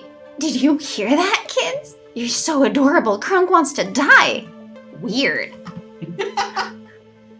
I bet you'd be surprised to hear this, but I collect stuffed animals. Plushies, furry little cute things, stuff like that. Not all my toys have plastic buttons and vinyl T-molding along the edges and run on quarters. I'm not that surprised. You like cute stuff. Yeah, before I found arcade games, I had quite a collection of dolls and plushies and stuff. My relatives would keep showering me with random toys when I was a kid. Like, visit an auntie, get a doll. Visit my grandmother, get a stuffed kitty. Eventually, my closet was practically bursting with the stuff. Mom made me give away a bunch of it to charity to clear out some storage space. I didn't mind since then I could make other kids happy, but I decided to keep getting dolls anyway. Not even to play with, just to have. Even as I grew up, if I spotted something that matched my aesthetic, it became mine. These days I wake up, see that collection with all those googly eyes and button eyes and stuff, and well, it brightens my day, you know? So beautiful. But real kitties, and so many of them. These are gonna brighten a lot of people's days. I definitely need to share more online photos of these little cuties, but for now I'd better babysit them. Don't want any kitties wandering off. Still, her arms must be getting tired as she set the box down for the time being. Sorry, Crunk. That means I can't really help move our purchased games. You okay doing it with Gavin instead of me? No problemo. I should take the kitties upstairs to wait with Francine and look after them. Would you mind finding Gavin, telling him where I am? Sure thing. See ya. Okay, I'll see you later. She scampers off to take the cats upstairs where it's warmer and brighter. Right, back to Gavin. Although finding my way through this maze in the dark is easier said than done, even though we just did it to go upstairs. Well, no point waiting around, one foot in front of the other. And as I walk by a game, the screen lights up. I freeze in my tracks as my hand accidentally brushes past the glowing joystick. It seems familiar, like something from a story I heard once. Oh, jeez! Hamza. Hamza's tall tale. He said Donna Michael supposedly died while playing one of these games. A game with a glowing joystick. I should walk away. I should go. Spooky. That's a great emo. Oh, is that loading? That's loading ready, run again. Oh my gosh. That is so good. I have official Funplex duties. I've been very good about not gaming when I should be working. But someone's already inserted a quarter. The game is ready to play. One game couldn't hurt, right? Just one game. I want to play the game. Quick save.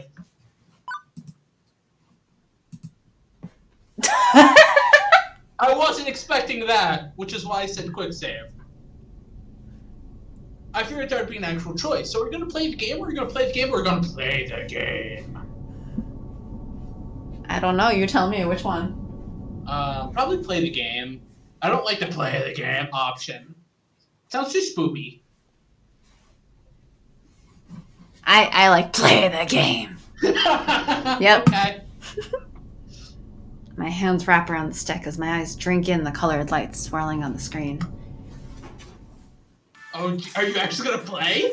I don't know. Do we actually play? Is this a mini game? Play the game. Play the game. Play the game forever.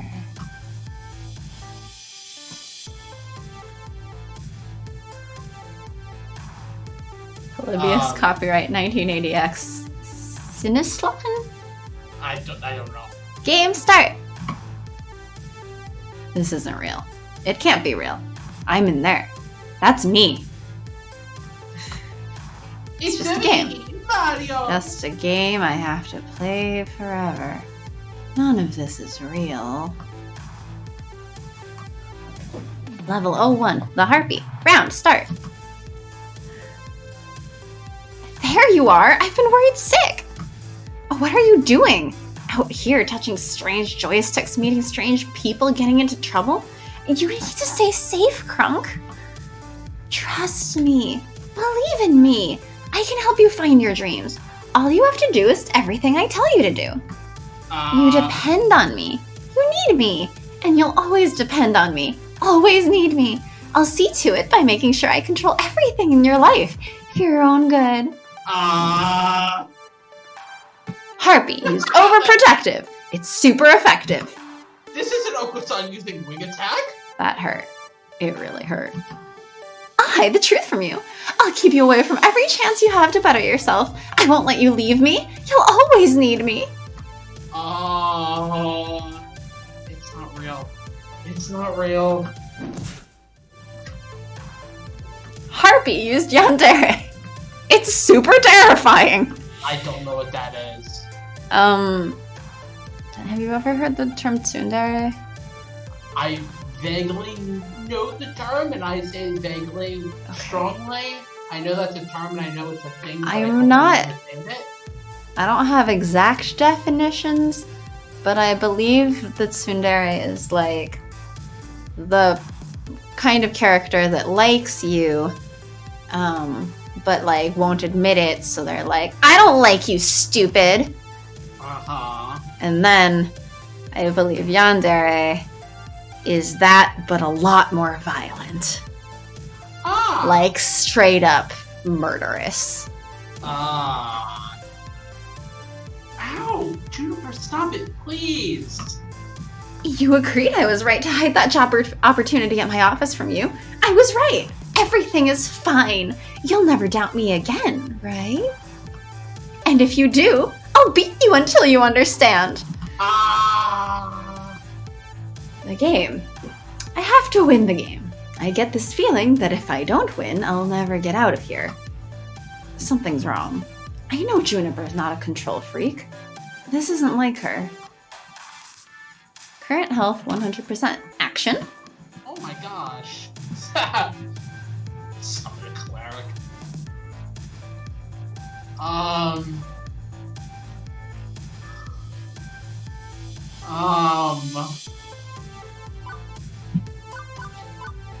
I feel like this one is my personal preference. That's what I'm leaning towards. It's ridiculous. This isn't real. This isn't you, Juniper. I know how much of a bastard I am for saying this, but you're not competent enough to be a calculating mastermind. I need an old priest and a young priest. If that's a reference, I don't get the reference. I assume it's a reference, and I don't get it either. Please explain the reference. Trying to keep me from dangling from your leash. You're just too open, too honest, and too clumsy to pull off something like that. I know you. I've always known you. And I know you're sincerely trying to help me. No one knows up. The Exorcist. I have not seen The Exorcist. I don't like horror things. I only like goth things. I am not a big horror person either. So. It's funny because one of my coworkers, when we were organizing like a movie night thing remotely, they're like, "Oh, I can't wait to see what creepy horror movies you choose," and I'm like, "I hate horror movies, actually." The closest horror thing I watched was in a bright room with a bunch of friends, and it was what's it called?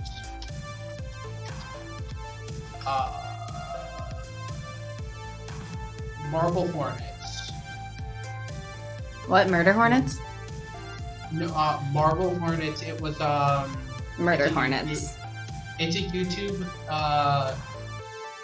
quote documentary that's basically just about Slender.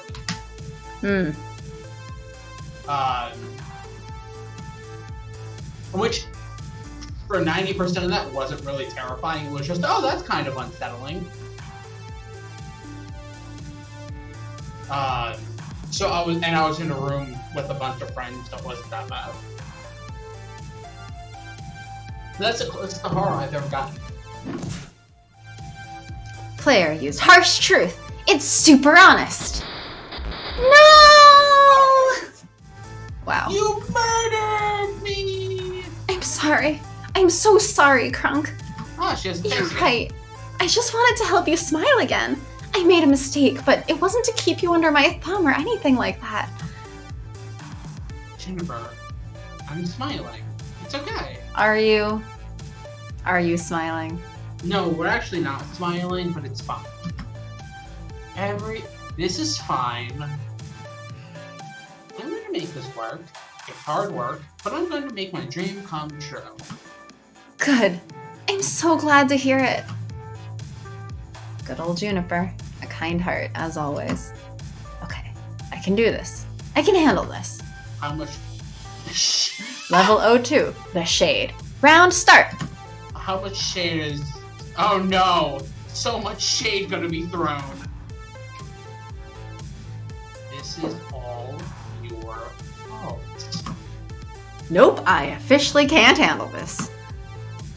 The pizza bagels, the debt, the rent payments, all of it piling up, melting up, because you are a failure, and you'll always be a failure. The family curse, the tears and the sorrow, moving from town to town, barely getting by, settling for what you can get, that's who you are, forever. It's never gonna change. Your cage up, it'll collapse. It's already not enough to turn back the tide. Inevitably, the arcade will close, put out by the economy, and you'll be jobless, homeless, ruined, just like you deserve to be. Shade used depression. It's super unfortunate. You were better off not caring, not feeling anything. Go with the flow, accept your fate, fall away, knowing you never really had any other option.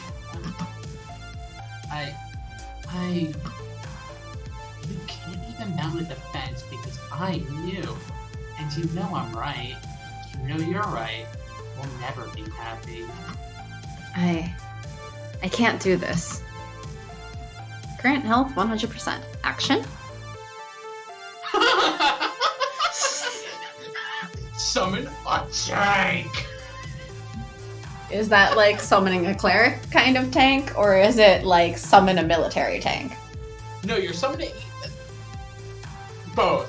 Are we You're summoning a tank? US military tank? Can we cook eggs on it? What? Apparently that's a thing, I think. Of like... Oh, I was going to 'Cause say you're summoning a tank and inside of it is a tank. No, inside of it are Kaku and Miru. Merry Christmas! Merry Christmas! Merry Christmas! Merry Christmas! Merry Christmas!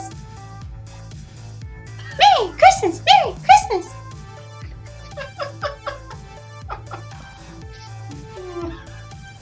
Well,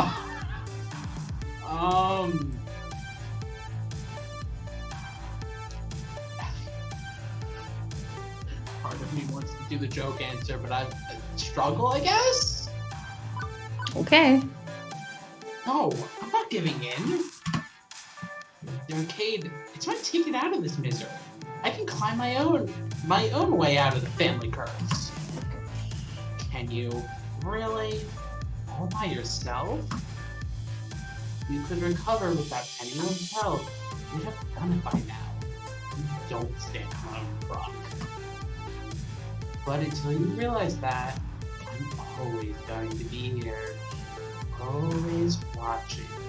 Always waiting for you to stumble and fall. Always watching. Shade used retreat. Always watching. Don't think I really defeated them. Me, I mean. Okay. Step number 1 once I'm out of this mess. Therapy!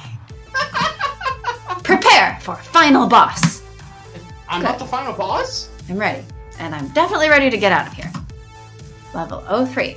The Lost Soul. Round start!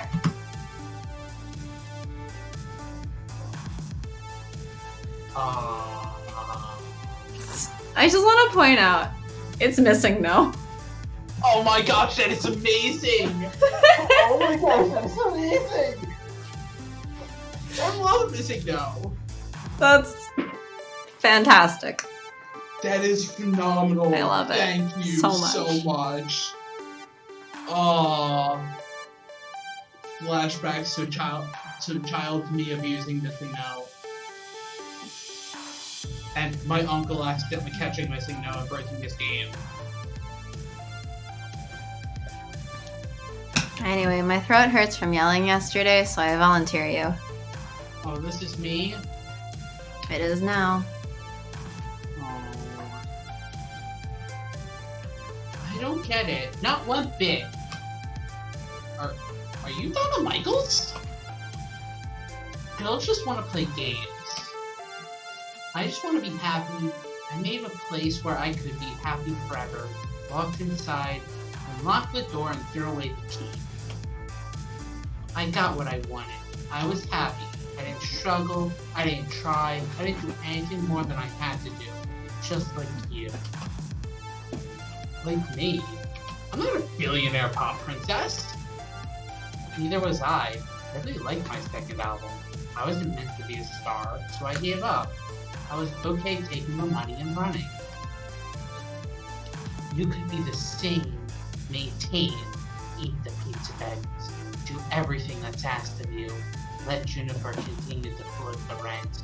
You're in a good place. You could stay here. You could let go, play games forever.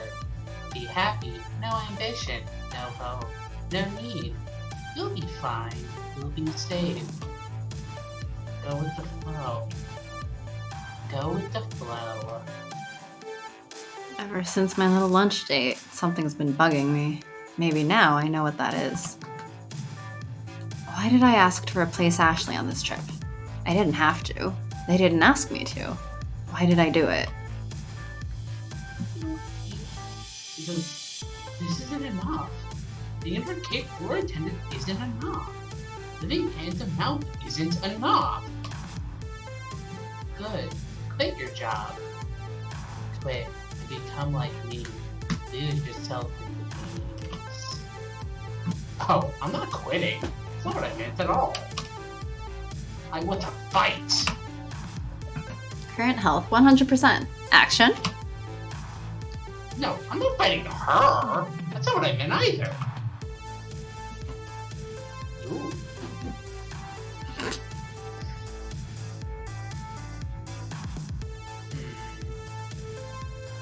Okay, which options are you looking at?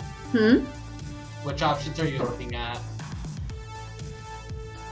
1, 3, and 4. Basically anything but 2. 4 is more iffy, mostly 1 and 3. I was thinking actually 3 or 4. 3 it is. Yeah. So many wonderful people call it Fun Flex home. They welcomed me in, made me one of them. Now it's my turn. I see what Gavin means about protecting dreams, but I'm going to go one step farther than he has. The arcade could be so much more. I could lead the way, go above and beyond just doing what I'm told. I could champion the cause of the Funplex. That's my dream. I want to end the family curse, to find both success and happiness. When the Funplex is finally the roaring success it deserves to be, with God as my witness, I shall never eat a pizza bagel again. 2020 has entered the chat.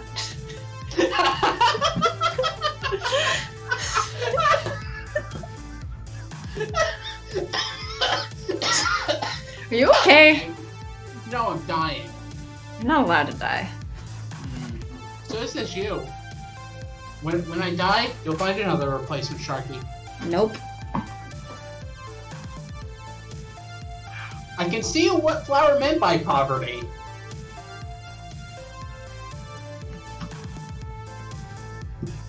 But the glitchy shade just looks at me with confusion. That sounds hard. Yeah, it kind of does, doesn't it? It's a hard path, but that's how it's gonna be. No, I don't think so. I think you need to stay here with me. You need to play games forever. It's so much easier, isn't it? To just let go. I can make you feel. I can make you hear. I can keep you here, drag you down, tear you apart. I have my health bar nervously. It's still full, but that could change. I don't think Polybius is happy that I'm not giving in. I can't risk a fight with Donna. I need to get out of here. Prioritize my survival. Or do I want to try to save Donna too?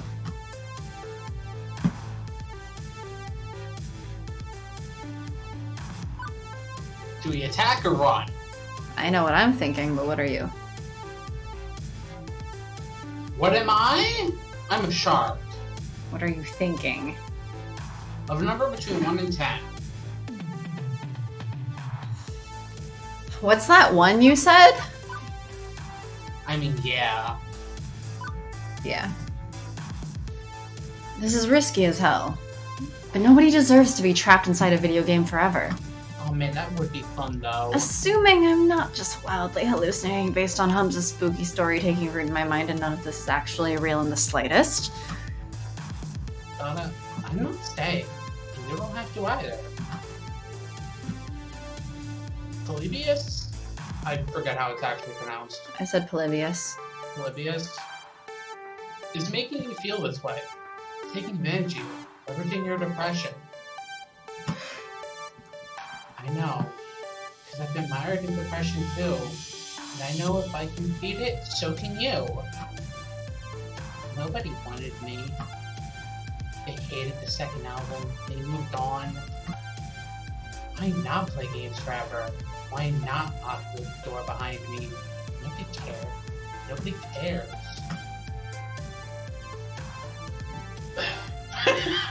Haters gonna hate! I love it.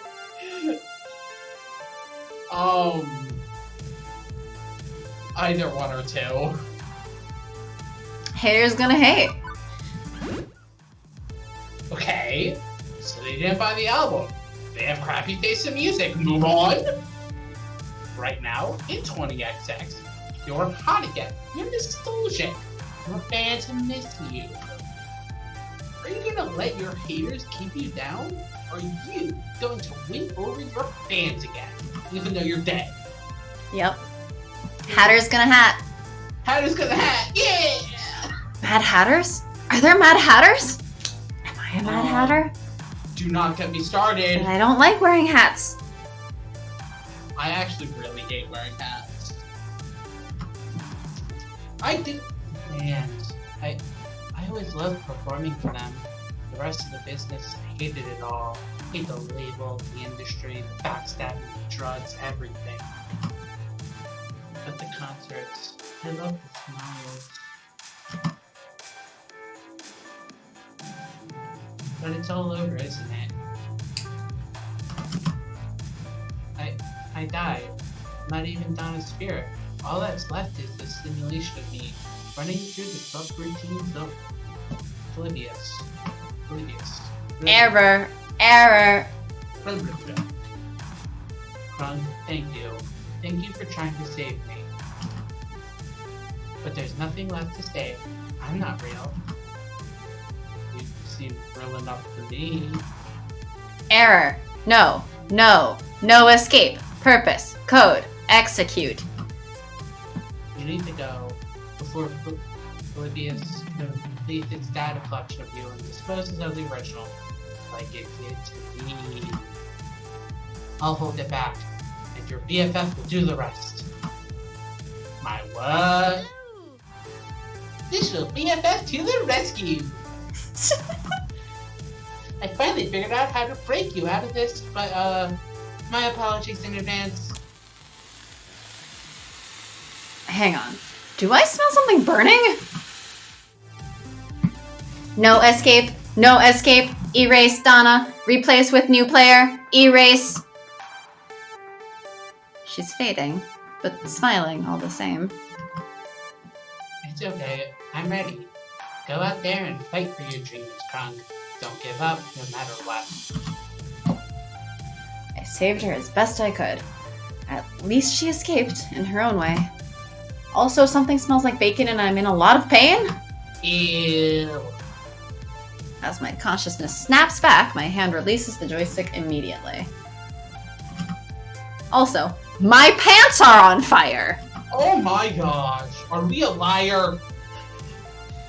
On instinct, I kick off my shoes and yank my jeans down, getting rid of them as fast as possible. Stamping on them, I quickly put out the flames, leaving only smoldering denim. And the melted remains of my phone. Iris! Oh no! She sacrificed herself to save my life! Oh my god! Wait, no, she lives in the cloud. She'll be totally fine. Oh, okay. Still, I'm out of phone, and possibly have first-degree burns, and I'm backing the hell away from that demonic video game as fast as possible. Quickly, I rush toward the sounds of people talking to catch up with Gavin. Aren't we pantsless? Yep. Did we put our pants back on? No, they're smoldering denim. So we're just in our underwear. I'm waiting to see what happens now. Gavin! Huh, there you are. Did you find Naomi? The auction's nearly over. Wait, where are your pants? Not important right now!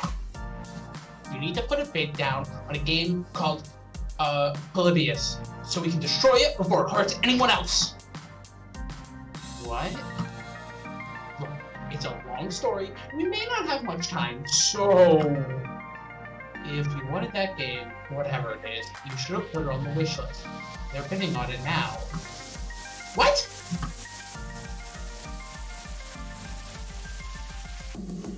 Your Sans pants. But Sans doesn't wear... No, does Sans wear pants? Sans. I've always heard of... Yeah, but Sans. It's Sans. I know, but I'm making the joke. Sold! One rare Polybius prototype for an undisclosed sum to the undisclosed bidder. The woman, who hadn't said anything all night long, nods her head in appreciation, still expressionless.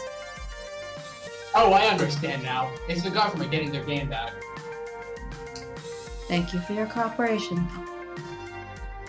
Two similarly dressed men in black rise from their chairs, departing with the woman. Presumably to go box up the game and put it in Warehouse 13 or something. Oh, was the show called Warehouse 13? I like that show. Oh, that was a good show. I missed that show. What? But there was an actual show called Warehouse 13 where the whole thing was there were like items that were used by people that got like weirdly charged with energy and would then do things. Like there was that axe from that one nursery rhyme. What? What's the fuck? Lizzie Borden. Lizzie Borden had an axe and gave her mother 50 whacks. What? When that all was said and done, she gave her father 51. It was an actual it's a nursery rhyme that was based on a true story of a girl who supposedly killed her parents with an axe. I have never heard this nursery rhyme in my life. Really? Yeah. What? Yeah, no, that's an actual, like, Lizzie Borden What the had an fuck? axe, gave her mother 50 whacks. I'm drinking more wine. But like in the show, like that axe had the energy of her, and when you hold it, it would then try to murder people using you, and it was weird stuff like that. It was a fun show. Anyway, Read your line. Tangents, but Hamza, wait, you can't. Hamza's hands are tied. All sales are final. This one in particular is extremely final. Hamza does not seek to cross federal authorities. I was right, it's the fucking FBI. Well, yeah, they're getting their game back. Yeah. I'm thinking maybe I should let this one go, too. And honestly, the sooner I forget about it, the better. Especially if I don't want to be renditioned to a black site prison in unspecifiedistan. I like wearing shorts instead of pants. It's more fun. How to completely fail to explain the TV show. The Sharky method. Yes! Yes, I do completely fail to explain the TV show. That is part of my charm, I guess. Because I can't really explain things. I guess as long as they find it charming. That was just the first thing that came to mind because I think that was like one of the first few episodes was her ass. And I remembered that nursery rhyme. Yeah, I've never heard that rhyme in my life. Okay. And I agree with Gavin. I feel the need to emphasize that you aren't wearing any pants. Yeah, my phone caught on fire while it was in my pocket. See, this is why I don't like smartphones. They're privacy invasive, overly expensive, and occasionally combustible. Okay there, Samsung. Gavin, what do you use? You have a tablet. But a tablet is not a smartphone, apparently. An unfortunate incident indeed. But as a hospitable host, my course is clear. Hamza shall provide you with his pants!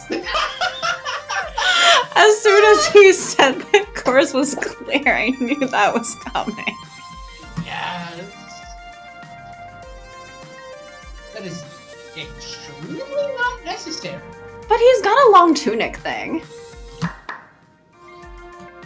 Fortunately, rather than whipping off his trousers right there and then, Hamza summons one of his helpers with a clap who provides a spare pair. Why do you just have pants on demand? In my line of work, one must be prepared for all eventualities. How many people have stolen your pants? Now, in apology for being unable to provide you with the game you sought, perhaps Hamza can offer you with something special in recompense. My friends, the final 3 games for auction. All rare, all special, all highly sought after by collectors and operators alike. Only a few prototypes were ever made to release to test markets. None of them made it to mass production. What you are about to see are rare gems of arcade history. Crunk Spanklebottom, you may make a priority bid on any one of these games of your choosing. Ooh. A glance at Gavin, who's shaking his head lightly, confirms we are officially out of bidding power. Not that I really care. I can't think of any obscure games they'd really want to add to the Funplex, but better to accept Hamza's apology and take a gander at them. Sure. Let's see that. And with a click of a slide, I see... Behold! Behold! Phrase Invaders, Wyvern Keep, and Zombie Meltdown, all in mint condition. All 3 are sought after endlessly by collectors, and now you can bid on. What is Zombie Meltdown trying to reference? I don't know. I know the first 2. I don't know Zombie Meltdown reference. One of the many shooter things. It says nuke and nuke. I mean, is Zombie Meltdown just referencing 2020? Hey, we don't know that coronavirus turns us into zombies yet. Yeah. Phrase Invaders, a unique typing-based game from the land of the rising sun, Japan. Defeat the alien menace, armed only with a keyboard. Cool, so typing of the dead plus Space Invaders, got it. Wyvern Keep, a much sought-after Laserdisc full-motion video game. Play Princess Plucky and rescue the fair prince from the clutches of a terrible beast. And finally, Zombie Meltdown, a classic 1980X light gun shooting game where you save the president from the red threat of radioactive mutant zombies. No, thank you. I think given who our current president is, I am fine not saving him. So typing with dragons. This is an Ace stream. Obviously, we're going with dragons. Good. Tell me, which of these rare games sings to you, and what can you offer Hamza in return? It's just a mishmash of various gung-ho patriotic games, action games with bad dudes and like gun forces. Interesting. That makes sense. Meh. I'll allow you a few moments to ponder your desires. Stop. Are you done yet? I've been waiting upstairs for ages. Why are you holding a box of pants, Naomi? Oh, I found them in an old arcade cabinet. Francine and I are going to take them to a shelter. Wow. Wait, is that a phrase invaders? OMG, I've never seen one in person. I could restore that, really make it shine. Please, please, can we bid on it? Doubtful. Even if we had that money, quirky old Japanese game with weird controls won't earn a single token.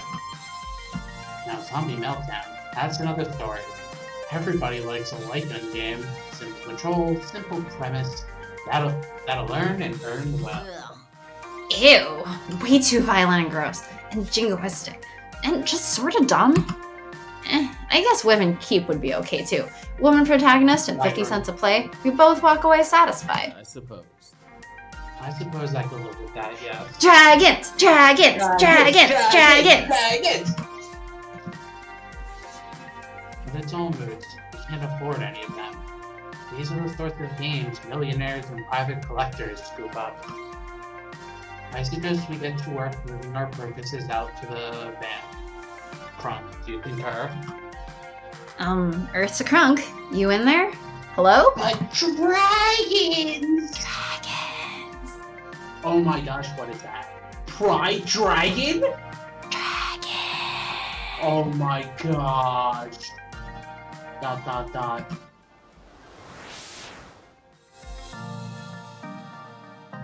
I remember.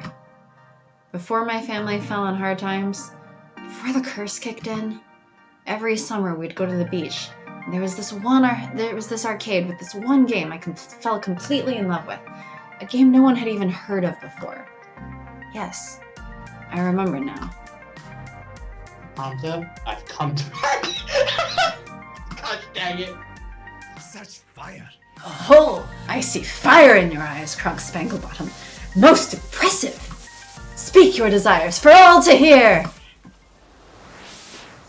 The game I remember so fondly was Dragons! Dragons! Dragons! Dragons! Dragons! Narrator, music, the way the cartoon played out in front of me, amazing. Like nothing I'd ever seen before. I traded tips with other kids at the arcade, trying to master the sequence of moves to win the game. And eventually, I beat the Wyvern. I rescued the prince. The first kid in the arcade to do so. My parents were so proud of me. Those were good years. Good memories before the sorrows drowned them out. I wish to make it big. I've always heard it pronounced wyvern. I don't know. For wyvern teeth. Good choice. I'm okay with that. I suppose wyvern teeth would earn its keep, but we still can't afford it. Interesting. I can see the passion you have for this game, my friend. But the world demands its toll. No risk. No What will you reward. bid to obtain the game of your dreams, I wonder? Consider this the final lesson of Hamza. What will you trade to realize your ambitions? What do you hold in equal value to them? Hamza loves it when a plan comes together. Show Hamza what you have on offer, my friend. Show him the value you hold within your spirit, and perhaps fortune will smile upon you this day, rather than cursing your name. Alternative bids. I remember Gavin mentioning that Hamza would accept things other than money if they tickled his fancy. I have one shot at this. I can't half-ass it. He's an emotional guy and expects an emotional response. Hey, listen. Crunk, I'm over here now! She's back. Anyway, we're very steady We're very... and bold, mostly. Hey, Mostly hi. those two. Which means I've been overruling you, probably. Yes, you have! We've met in the middle for the kindly or whatever. Yeah. That's where we meet in the middle. The poor quirky one. I'm over here now. Why is my phone calling out to you exactly? That doesn't sound like my iris. Now, seriously? I'm so hold this thought. Can I borrow your phone for a second? Perhaps too confused to offer resistance, Gavin passes me his phone. I turn my back and begin a heated exchange of whispers. Thanks for saving me by burning my pants, but this is not a good time, Iris. It's important. My emotional detection routines indicate that this is an intense identity situation. My programmers wanted to fit in an R, but you know the rest. Since you need to be super convincing, you'll only be able to respond in a way that matches one of your top 2 identity traits. Excluded, basically. Fortunately, I've been tracking your personality all this time, so I can advise you as to what responses will and won't work. Ready? Let's do it! Well, that certainly was a whole lot of words, so tell me what I already knew. That I'd only be able to convince Hamza if I was true to myself. Let's So do this. Are we logical or bold? An opportunity or revenge? I offer you a joke. I mean, Hamza would accept it if it's a good joke. That requires us to say a good joke. That is fair, and neither of us can make good jokes. What I was actually expecting, regardless of traits, was I offer you my dream, but apparently that's been crossed out. Yeah, because that's probably the compassionate answer. Yeah, probably. So, Opportunity or revenge? My gut saying opportunity, yours is probably saying revenge. I mean, I think either is technically acceptable. But what are you leaning towards? Look, if this was not like a... Well, I was gonna say if this is not a game, but you probably shouldn't say this outside of a game either. But like, I offer you revenge. In part because I don't know, like, what opportunity does Crunk Spanglebottom have to offer, honestly. And I don't know what kind of revenge Crunk can offer either, but at least then Crunk can, I guess, basically, what Hamza wants as revenge, Crunk can try to do. Murdering the CEO of Deco. I'm down for that. Murdering Bezos, apparently. I offer you this kitten!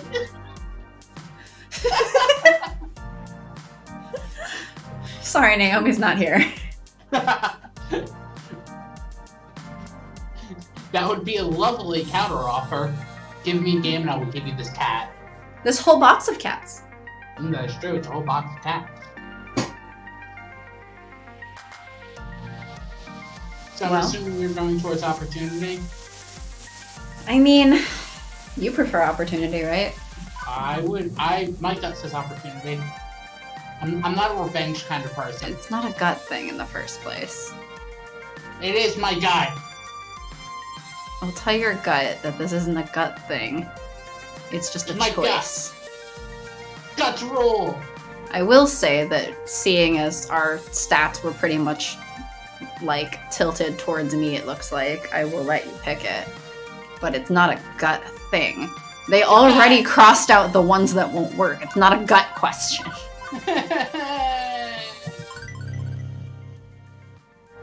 I offer you an opportunity. Interesting. Continue! This game represents an investment in the future of the Funplex. If you let me walk out of here with this game, I don't think the Funplex will forget your generosity in the future, because we have a future, it will be right. At risk of melodrama, know that upon this stone I shall build my church. Oh my gosh. Such fire, Crunk Spanglebottom. More than I saw within you at the start of this evening. Very well. The game is yours. Let us consider it the first of many such exchanges in mutually beneficial partnership. That's where I really should have quick saved, actually. What?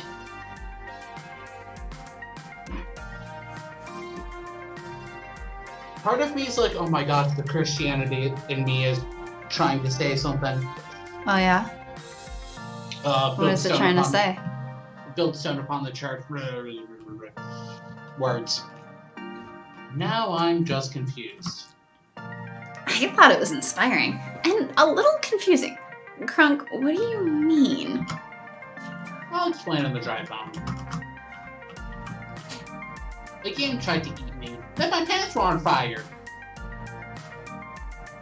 I did it. I actually own a copy of Wyvern Keep.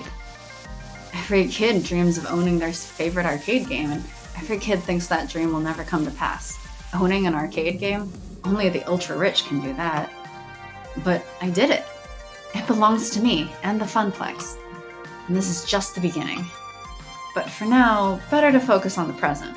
With the auction wrapping up, the Funplex team works to move our purchases out to the van and attach a trailer. Fortunately, the rain stopped, making the labor a wee bit easier. Soon enough, we're back in the van and on the road home. On the road again. Hey, Gavin, there's your phone back. Congrats on picking the rare option. Most picked the dream or revenge. I mean, I liked the option of revenge. Dream was not an option for us since we weren't kind enough. Apparently, we're just getting congrats on picking all the different choices. I think opportunity is more bright and positive and idealistic. And this is, I guess, why I prefer Gavin over Naomi. I don't have anything against Naomi, though. You just like Gavin more.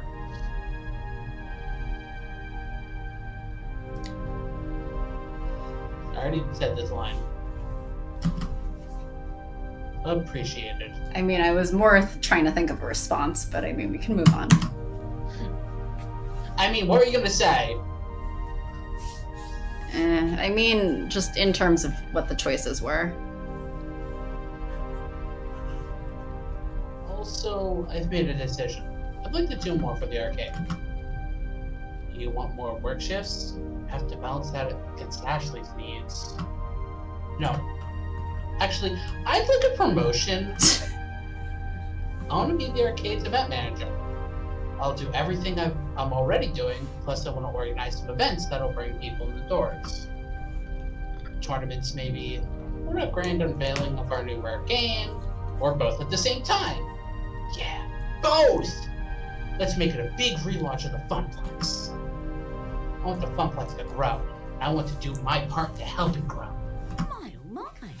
My, oh my, our little crunk is growing up so fast as well. But opportunity is also logical as it was the logical answer. Opportunity is logical, but like it's also kind of not, because I offer you the opportunity to invest in us feels more like one of those tech bro, like overselling yourself kinds of things. Where I'm like, I offer you the opportunity to invest in me. What? See, if I had a choice between all four of them, I would have chose joke. That's the easiest answer.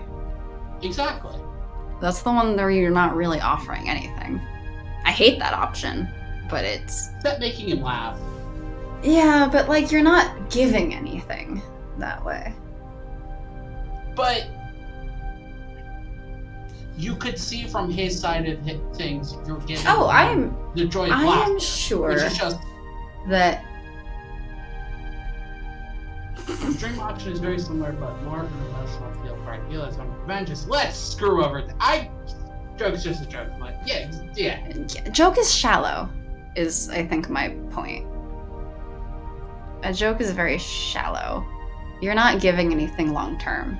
You're not putting yourself out there in the way that scene feels like it should call for. Which, I mean, that's what would work for Quirky. Yeah. But it feels less invested. So I actually hate the option of joke. I would never pick that.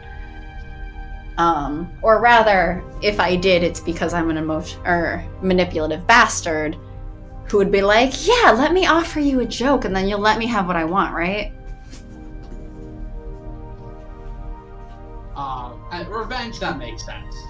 Yeah, I mean, I'm like, I'm wondering because he talked about like having put himself into debt and like helping someone put together like the arcade of their dreams. Was that Deco? Probably. Probably. Hence revenge. Yeah. Yeah. Cause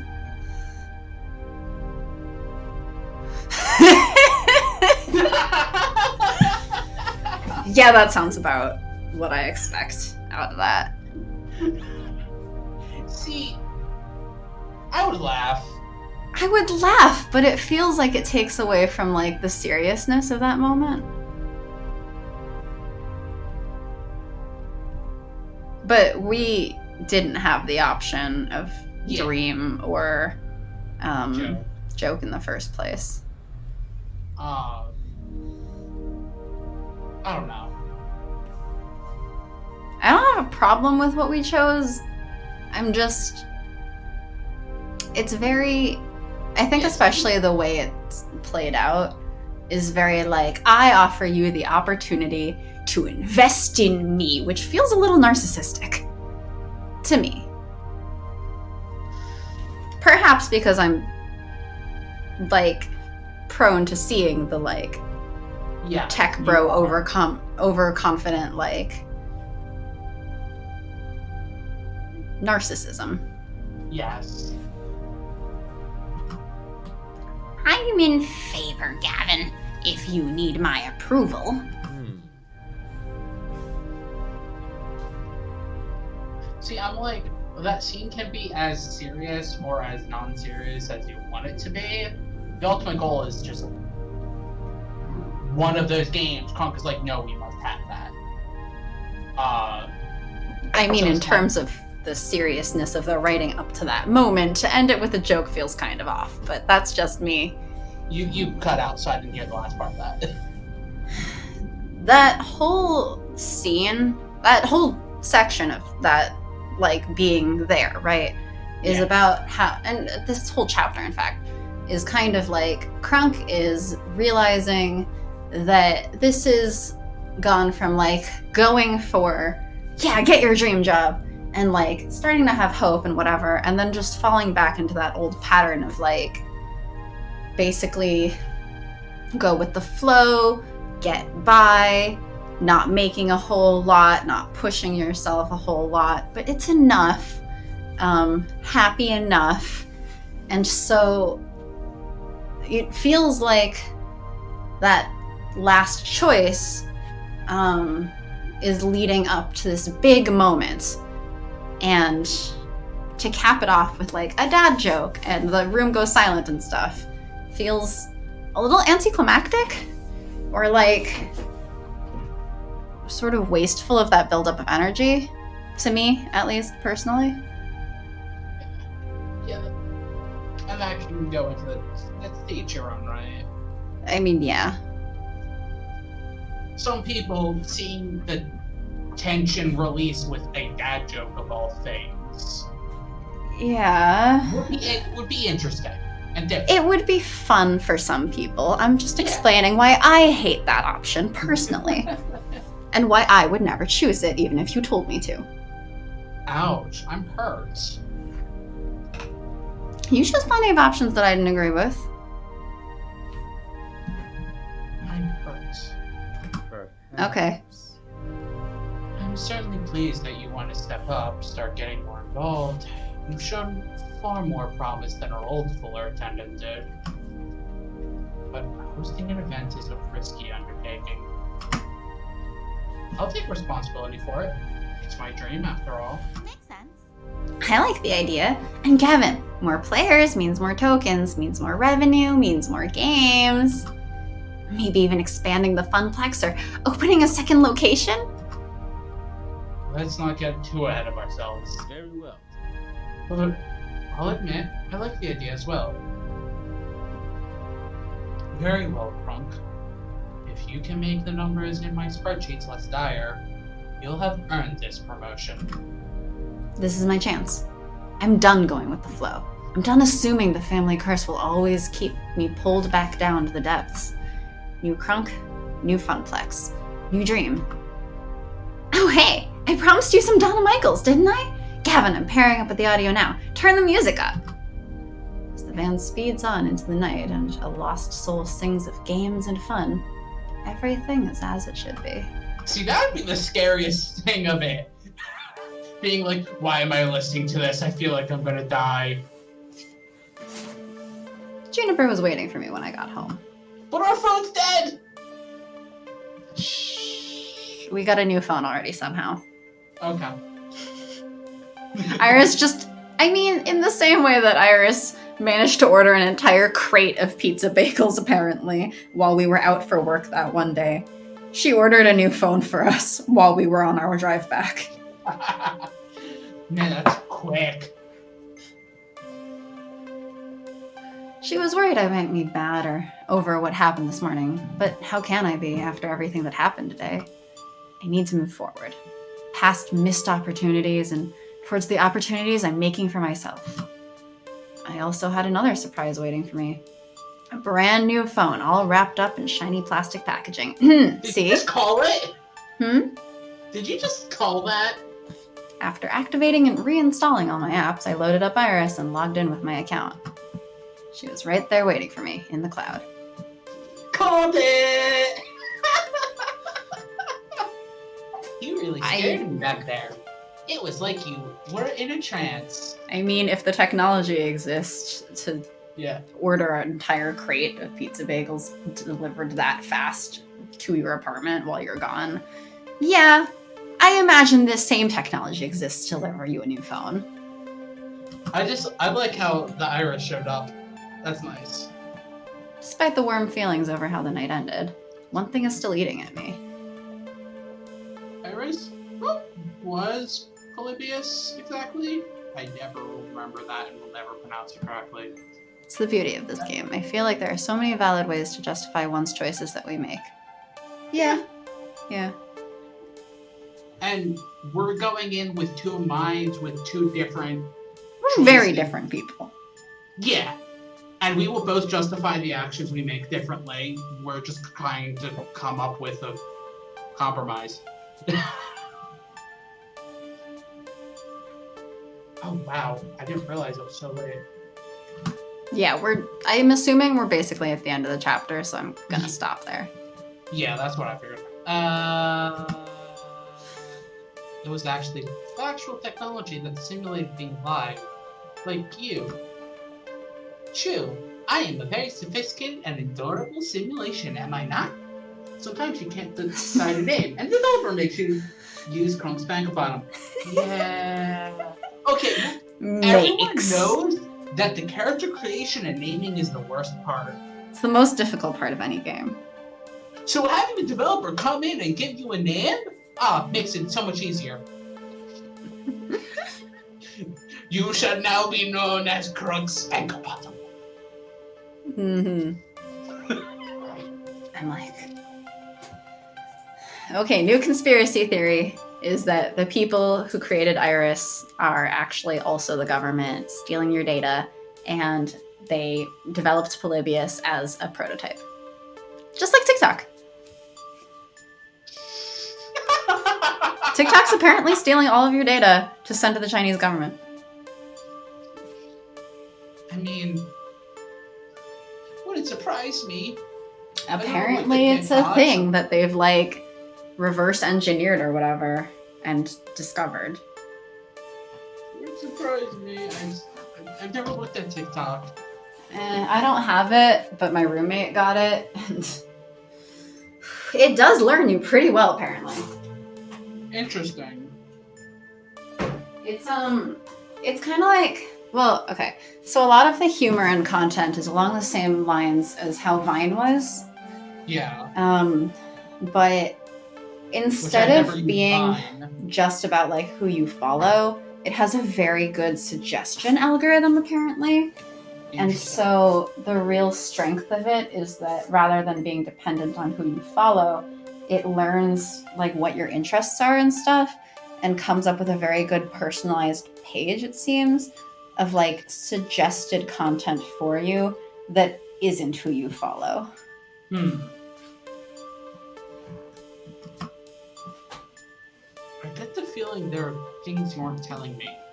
You're constantly invading my privacy. You're far more powerful than a free app should be. And apparently you can overload my phone battery and make it explode, which is worrying to say the least. But I did it for your own good, to save you.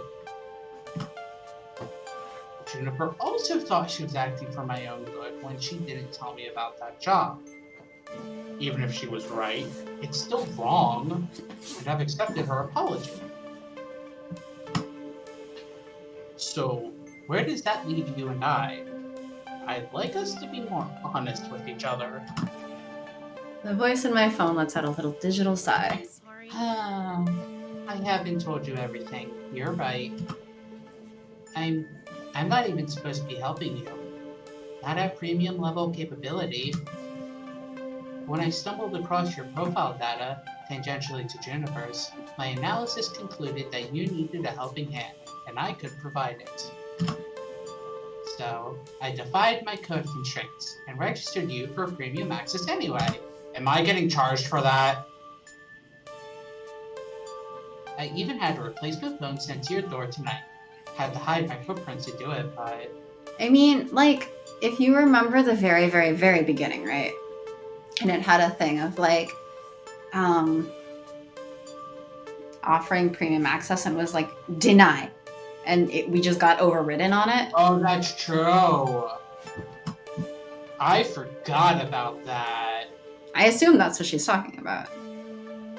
You know that AI making its own decisions like that is kind of scary, right?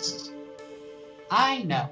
And after Polybius, which is one of the ancestors of my code lineage, I think, I understand why you'd be scared. I was right. I called it again.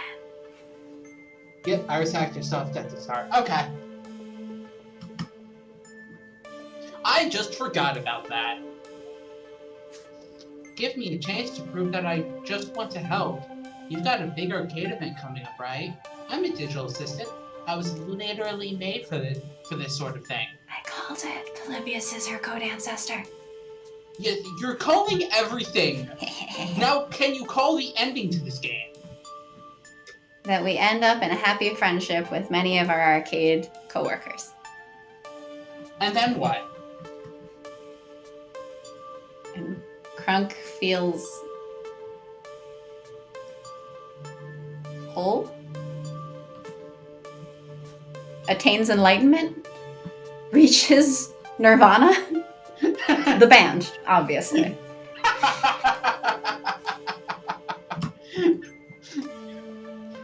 Together, we can make this fun flex soar. What do you say? Okay, but only if we're totally honest with each other. Ooh. More on that in the next game. Okay, so we're totally playing the next game. Was that a question? We just have to, get through this game and all of the other games in our backlog for this. And we well, also not have all to, of them. We change order wait all the until time. the next game comes out. Yes. But we change our game orders all the time. Oh, by the way, I bought that Ace one. Yeah, I saw. I told you about that. And you told me, yeah. And because of the, what was it, racial equality bundle that we got this game from, when I went through, there's like 40 more games we could potentially play from there that I need to look into more. We're never gonna run out. I'm gonna get replaced before we run out. No, you're not gonna get replaced. And we're not gonna run out because people continue making new stuff, like Two Flower does. Anyway, this is a dev appreciation space. We appreciate people who put up so much effort to make these games. Don't worry, it might be a long way to release. But if we're still streaming when it gets released, it will be played. Yeah, for sure. I mean, I'm sure we still will be. Because how long have we been playing this game already? And we're on, like, chapter 2. We're at 2 hours and 40 minutes of this stream. This is stream 4 or 5? Mm-hmm. So yeah. We'll see. Plus, we have a bunch of others under consideration. We have a lot. Hmm? We have a lot. Yeah. A friend today sent me Long Live the Queen, being like, you better play this on stream. Wait, And on stream? Yes. I mean, Which I already definitely- owned it. Yeah, I think it was already under our... I only tangentially consider that a dating sim, though. That could be a Friday one, technically. That can be. You know, actually, another one I bought, which I put under consideration as like, it's sort of a dating sim, but not really. Because we already had Kitty Powers Matchmaker on there. I bought Kitty Powers Love Life. Oh my gosh. Thank you, Steam Sale. Oh my gosh. I mean, I'm sure I'll play that with or without the stream. Yeah. The original's ridiculous, but it's fun. We should play that for a Friday one. You could need more alcohol. Okay. And? Like a whole barrel. You don't need a whole barrel of alcohol. Says who? Says me. I've drank with you. Can't even drink a whole barrel. Hmm? I can't even drink that much. You would probably die, because probably anyone would die if they drank literally an entire barrel of alcohol on their own. Cool, I'm gonna buy a barrel. No. In the first place, I'm pretty sure your roommate wouldn't allow it because you wouldn't have space in your house. I can find a way. Thank you for trusting me. And how would you transport it home? The internet. You don't have a handy dandy Iris to Oh. order you an entire barrel of alcohol to keep in your room. And also, I think Iris might disapprove of, such intense drink Thank you habits. for trusting me.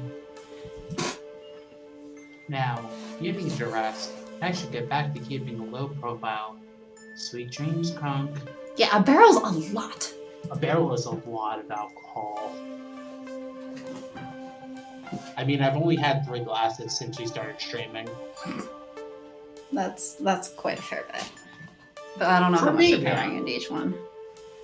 Not a lot of alcohol. Yeah. Risks and chances. Daring to dream. I could have walked away from it all, taken the easy path, like Donna did. But even with a questionable pocket AI and a heavy task ahead of me to make a tiny arcade into something grand, I was ready. It was time to take it to the next level. Yeah, level 3. You've cleared level 02 of Arcade Spirits. A winner is you! Now let's see your score.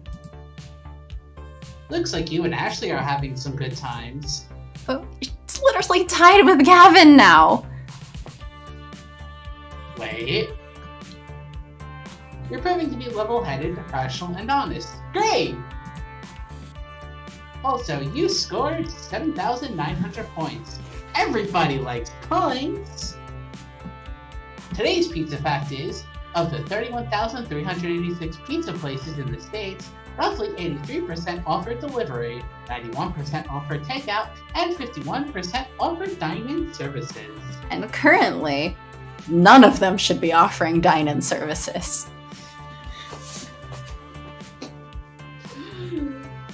Dine-in services outside. Not even outside. Some places are. They shouldn't be, I said.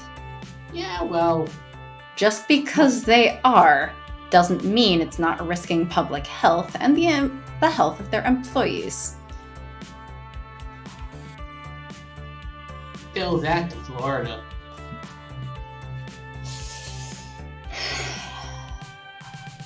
Remember that part where I have family in Florida? Oh, do you? The one family member in Florida. Oh, right, I forgot about that. Yeah. He apparently said like, "Oh, that's in Miami. That's not me. That's not my area. While being in Fort Lauderdale, which is basically Miami. It can be just as bad. This was in response to someone asking about California. It was like, California is huge. So no, Yeah. that's not my area. It's not the same thing, but you know. Okay. But that is an interesting pizza fact. You want to save your game before proceeding to level 3? Save Yes. the game. What's level 3 called? Save the game. Takes to the Take it max. to max! Wait, how many levels are there? Didn't they say like 8 or something? Are there any levels? Are we going to be on this game for another like 2 months? At this rate, yeah. Ugh. Wait, what? What did we do? What did we do to Joe? Thanks for playing again. 8 total. Yeah, we're gonna be playing this for months. Oh, this is gonna be interesting. We can take a break to go back to Oz Mafia, like I'm sure you want to so badly. Please, don't do this to me. Please. Then we'll keep Don't. playing Arcade Spirits, which has Don't been do that to fun. me. Oz Mafia by its one route is going, like, it's going to take so long. And it's not going to be nearly as interesting. I'm really enjoying this game. Not to say I didn't enjoy Oz Mafia, it's just... Except you didn't enjoy Oz Mafia. I didn't enjoy some parts of Oz Mafia. There is a lot to not enjoy in Oz Mafia. Like MC, Yeah. I hate MC in there. God, she's so stupid. Not you, just people with Corona. Yeah, that's fair. That's fair. Not even just people with corona, people who are willfully defying like public health recommendations, I mean, whether they have corona or not at the time. I've told you, one of my coworkers is like, just make all of us have the virus and let's all get like, we'll all be fine. Let's just all get the virus.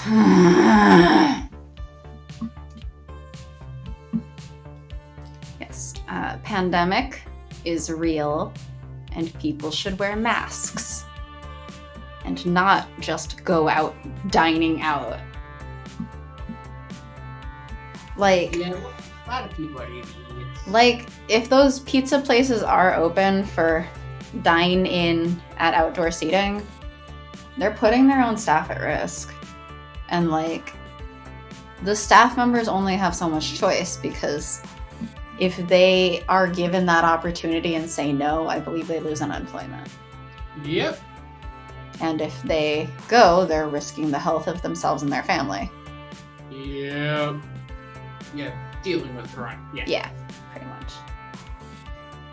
I don't fault any individual for having corona. I fault the people who have it and then like do stupid shit. Or like there was a story going around of someone who like had coronavirus, had a positive test outcome, but was asymptomatic, and thought that because they're asymptomatic, that means they can't spread it.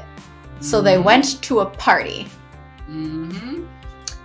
and then people from the party got sick, and at least one of them has died. We're not really handling it appropriately. Yeah. Yeah. I mean, yeah. Yeah. There. Like people people with or without corona just need to do a better job of like having minimum empathy for making sure that they're protecting other people in this country. Yeah. But that is hard. For It's some. really not that hard. Apparently. It's really not that hard. They're just not interested in it. Like, honestly, that's what it comes down to. It's not that it's hard not to go out to eat when you have like delivery and takeout and such as options. most places are doing. It's no just that contraband and all that stuff. they're choosing to prioritize their own selfishness about it over public health and keeping other people safe.